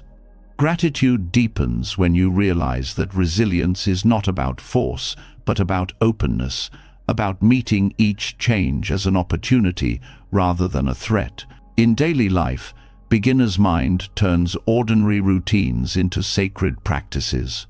Walking becomes gratitude for movement. Eating becomes gratitude for nourishment. Listening becomes gratitude for connection. Gratitude arises when you notice these simple things anew. Gratitude deepens when you see that beginner's mind transforms not by adding more, but by helping you see what was already there. Ultimately, Shoshin reminds you that life itself is always unfolding, always fresh, always offering chances to begin again. Gratitude arises when you stop treating life as predictable and instead welcome its surprises.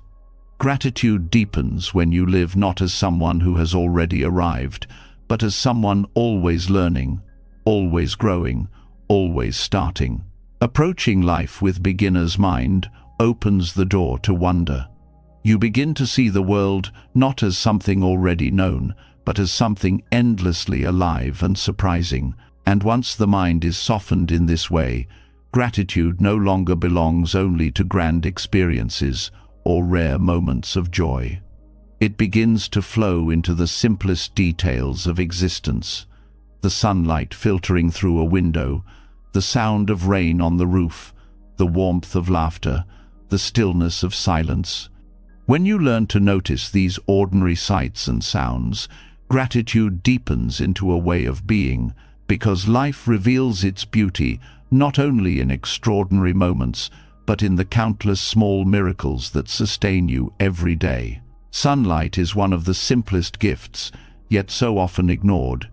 It spills across the earth without demand, nourishing plants, warming skin, and marking the rhythm of time.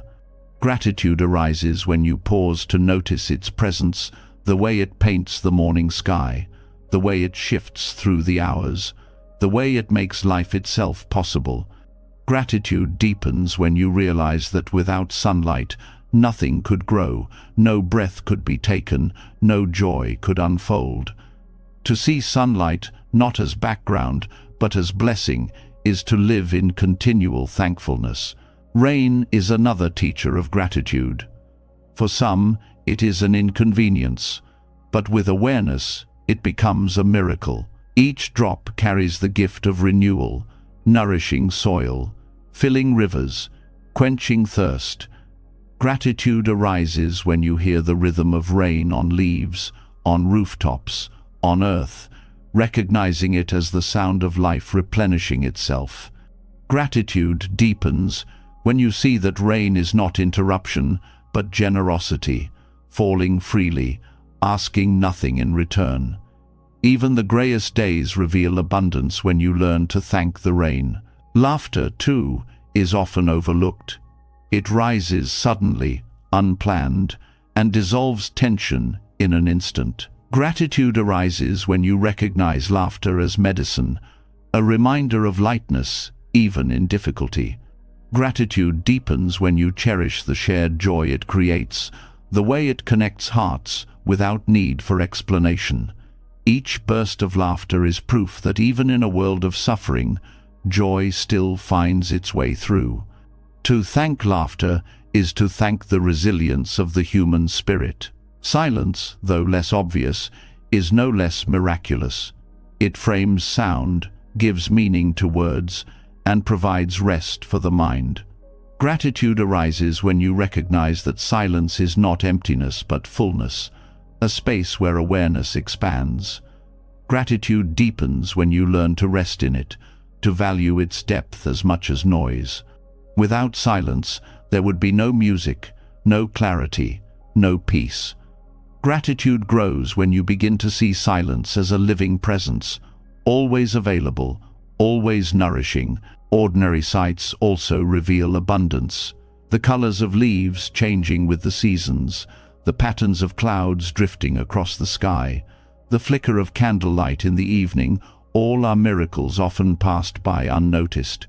Gratitude arises when you pause to truly see, when you let your eyes rest long enough for beauty to reveal itself. Gratitude deepens when you realize that wonder is not hidden but overlooked, that the world is always offering beauty to those who are willing to look. The same is true of ordinary sounds, the rustling of trees, the hum of bees, the flow of water, even the rhythm of footsteps, all carry the music of life. Gratitude arises when you listen with care, when you stop treating these sounds as background and start honoring them as reminders of connection. Gratitude deepens when you realize that every sound is fleeting, unique to that moment, never to be heard in the same way again.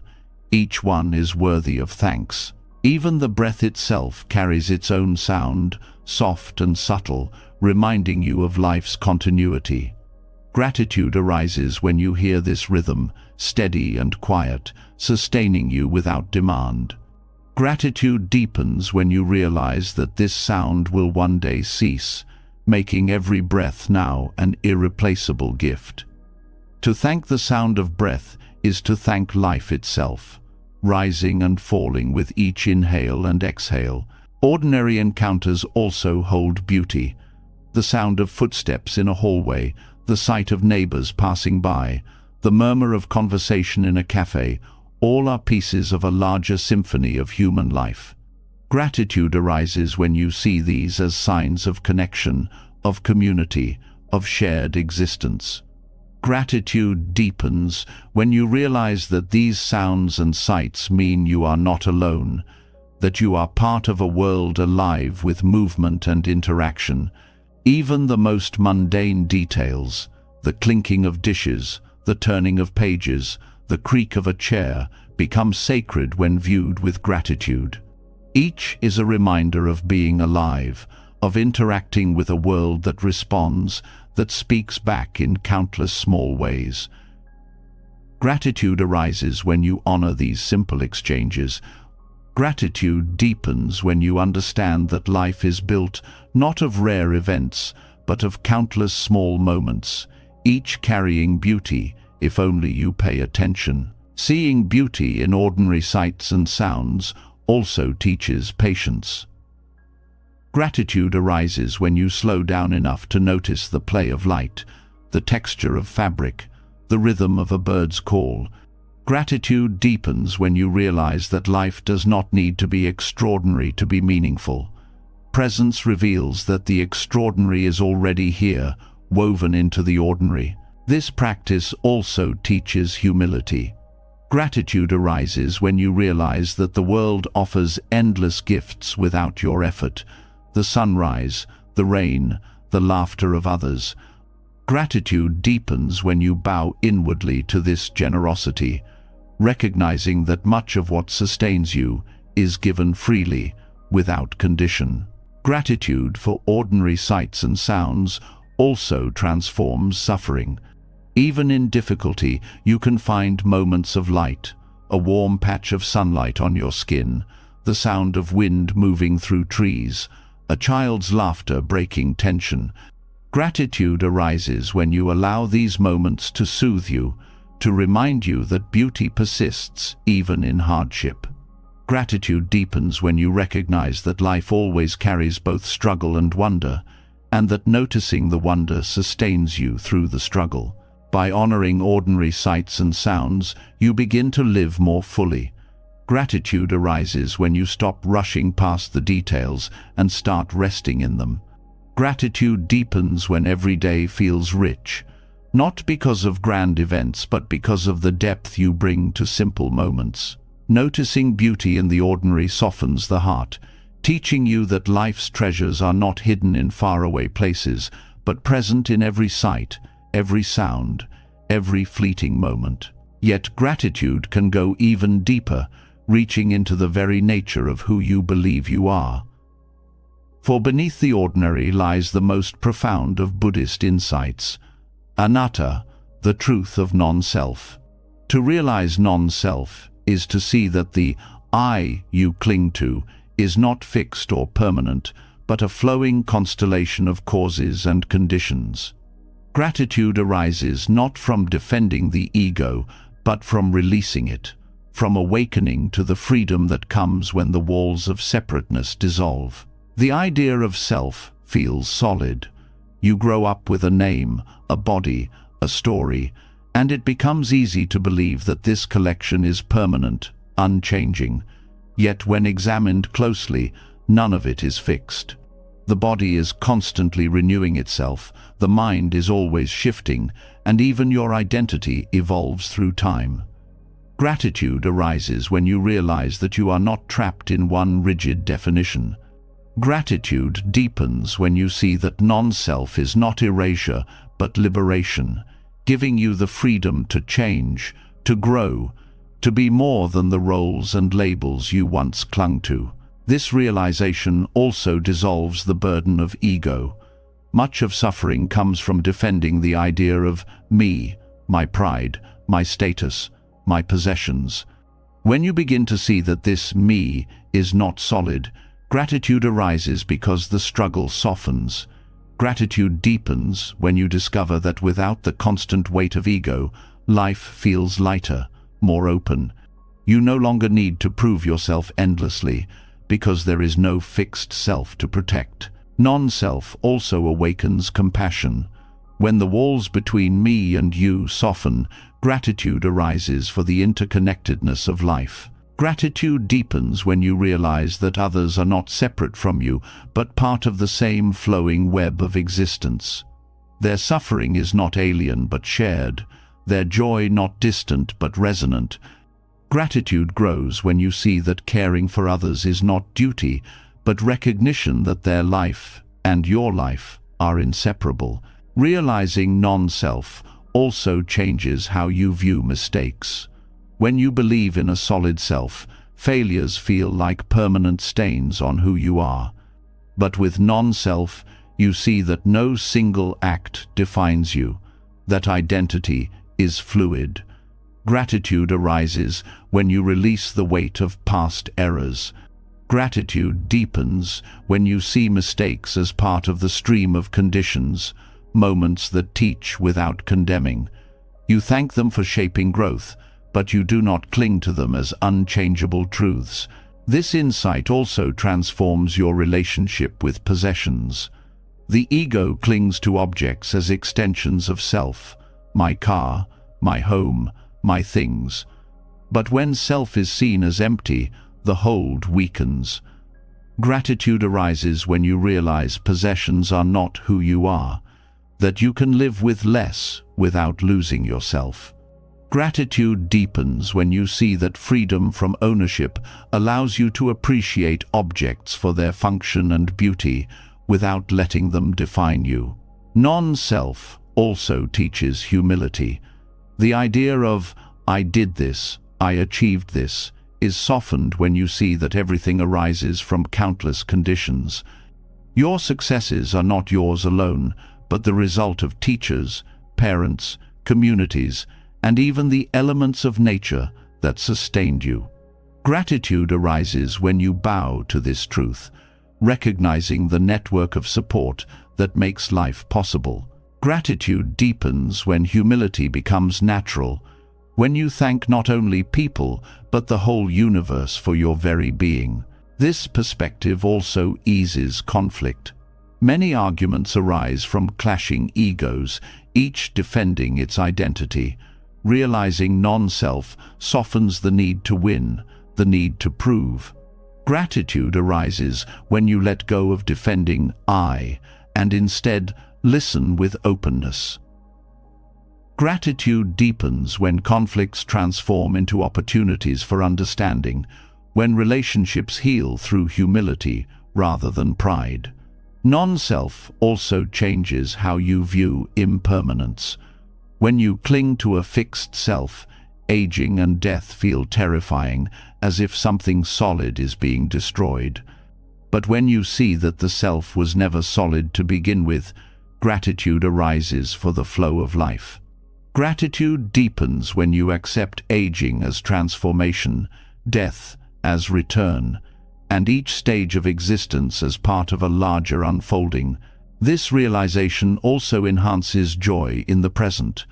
Without the heavy burden of I and mine, you meet experiences more freely. Gratitude arises when you savor without clinging, love without possession, act without demand for recognition. Gratitude deepens when joy is found not in ownership, but in participation, in being part of life's flow. Non-self also dissolves comparison. Ego constantly measures, am I better, worse, greater, smaller? But with non-self, these comparisons lose their grip. Gratitude arises when you release the need to compete. When you stop binding your worth to others' paths. Gratitude deepens when you appreciate your journey as unique as one expression of countless conditions, neither superior nor inferior, but simply alive. The practice also reveals resilience. Ego fears change, but non-self welcomes it, knowing that identity is fluid. Gratitude arises when you adapt to shifts without fear of losing yourself. Gratitude deepens when you see that resilience is not resistance but openness, a willingness to let go of rigid identity and meet life as it comes. Realizing non-self also transforms love. Ego often makes love about possession, about you are mine. But when you release self, love becomes freer, more expansive. Gratitude arises when you experience love without grasping, caring without controlling. Gratitude deepens when you see love as a gift of connection, not a property to defend. Even suffering is softened through non-self. Pain feels unbearable when tied to identity. This is happening to me. But when the self is seen as fluid, suffering becomes part of the flow, not a fixed condemnation. Gratitude arises when you see that suffering too changes, that it does not define you.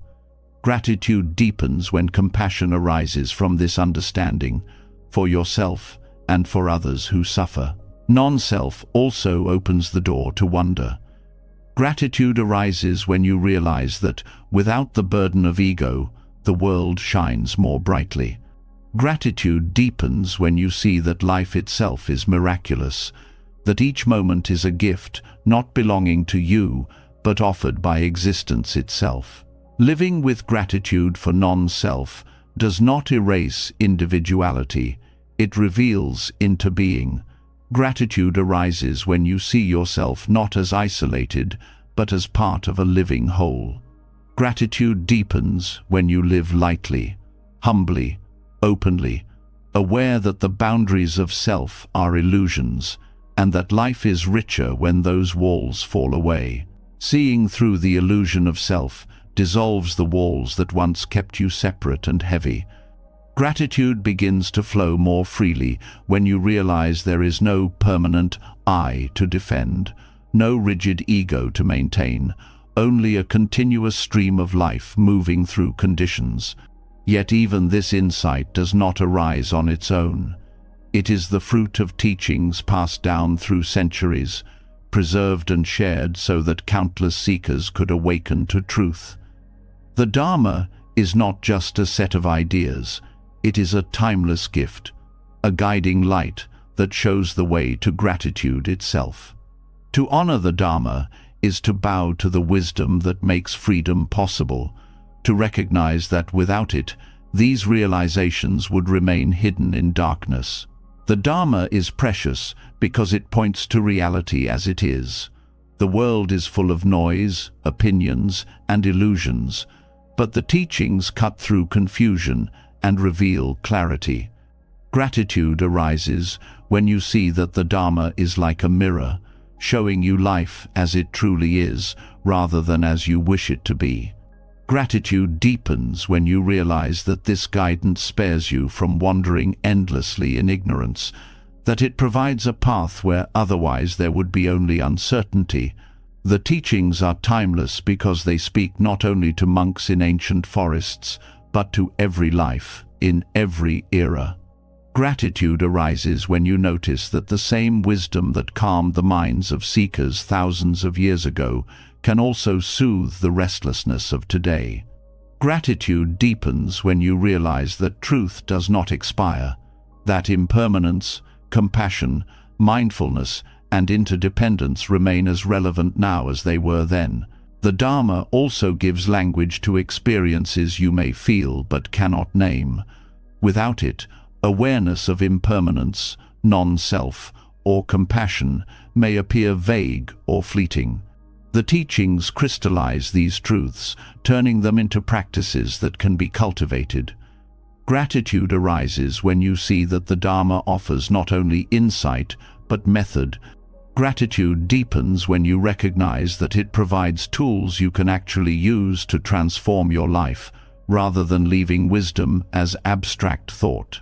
The Dharma is also a gift because it is freely given. Unlike treasures guarded for the few, the teachings have been shared across centuries without demand for ownership. Gratitude arises when you realize that this wisdom has been preserved not for profit, but for the benefit of all beings. Gratitude deepens when you remember the countless generations of practitioners who safeguarded it, memorized it, lived it, and transmitted it so that you might receive it today. The teachings also serve as a compass in moments of confusion. Life presents choices, conflicts, and difficulties that easily overwhelm. The Dharma points toward compassion, patience, and clarity as guiding principles. Gratitude arises when you experience the relief of direction in times of chaos. Gratitude deepens when you realize that with the Dharma, you never walk entirely blind. You always have a light to guide you through uncertainty. The Dharma also humbles the mind. Gratitude arises when you realize that the wisdom you follow is larger than your individual opinions or preferences. Gratitude deepens when you allow the teachings to reshape you, to challenge your assumptions, to expand your understanding beyond what your ego clings to. By surrendering to the Dharma, you grow not smaller, but freer. The teachings are also a refuge. In times of suffering, the Dharma offers solace by reminding you that pain is part of life, but not the entirety of it. Gratitude arises when you see that the Dharma does not deny suffering, but shows how to transform it into wisdom. Gratitude deepens when you find comfort in knowing that no matter the weight of hardship, the teachings provide a path to relief. The Dharma also teaches balance. In a world that swings between extremes of indulgence and denial, it offers the middle way. Gratitude arises when you discover the steadiness this brings, when you no longer feel pulled apart by opposing forces. Gratitude deepens when you recognize that balance is not mediocrity, but harmony, a way of walking with both freedom and responsibility. The teachings also nurture compassion. Gratitude arises when you see how the Dharma trains the heart to move beyond selfishness, to feel the suffering of others as your own. Gratitude deepens when you experience the joy of living with kindness, when you realize that compassion is not weakness, but strength, a strength born from wisdom rather than pride. The Dharma is also timeless because it adapts without losing its essence. Gratitude arises when you see that the teachings can be practiced in a temple, at home, at work, or in silence.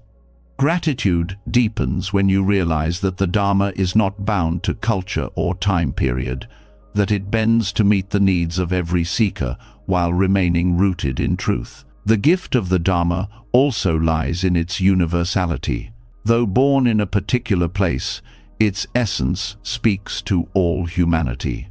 Gratitude arises when you realize that its insights into impermanence, suffering, compassion, and wisdom are human truths, not limited to any one group. Gratitude deepens when you see how it creates bridges between people, dissolving divisions by pointing to the common ground of shared humanity. The Dharma also encourages direct experience. Unlike systems that demand blind belief, it invites you to see for yourself, to test the teachings in your own life. Gratitude arises when you realize that you are trusted with this responsibility, that you do not need to surrender reason, but to cultivate awareness. Gratitude deepens when the teachings prove themselves through lived experience, showing their truth not through authority, but through transformation. This guidance also protects from despair. In a world filled with conflict and suffering, it is easy to feel hopeless. The Dharma reminds you that suffering is not the end, but the doorway to awakening. Gratitude arises when you see that even pain carries meaning within this framework. Gratitude deepens when you recognize that no matter how heavy life feels, the Dharma keeps the path open to peace. The Dharma also teaches interbeing. Gratitude arises when you understand through its wisdom that you are never alone, that your life is woven into a fabric of causes and conditions. Gratitude deepens when you realize that this interconnectedness means every action matters, every choice has power, and every moment is alive with possibility. Honoring the Dharma also means honoring those who carried it before you. Gratitude arises when you consider the monks, nuns, teachers, and practitioners who preserved it through wars, famines, and exile. Gratitude deepens when you realize that their sacrifices ensure you can hear these teachings today. To practice the Dharma is to keep their gift alive, to become part of an unbroken chain of gratitude stretching across centuries. The Dharma is a timeless gift because it not only reveals truth, but continually points you back to gratitude itself.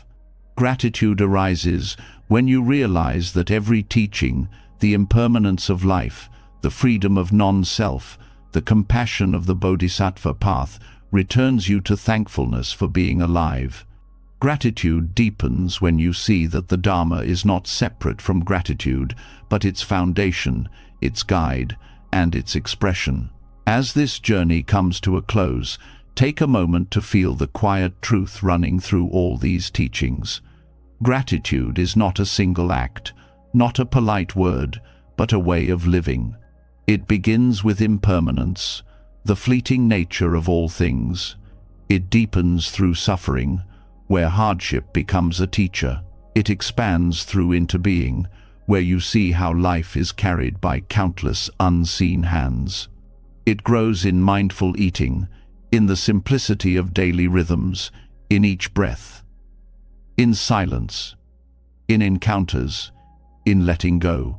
Gratitude is in waking to a borrowed day, in serving others with joy, in contemplating death as a reminder of life's urgency, in honoring the past, in meeting the present with beginner's mind, in seeing beauty in the ordinary, in dissolving the illusion of self, in receiving the timeless Dharma, in bowing to teachers and ancestors, in cherishing community, in resting in the middle way, and in practicing gratitude as liberation itself. All of these threads weave together into one truth.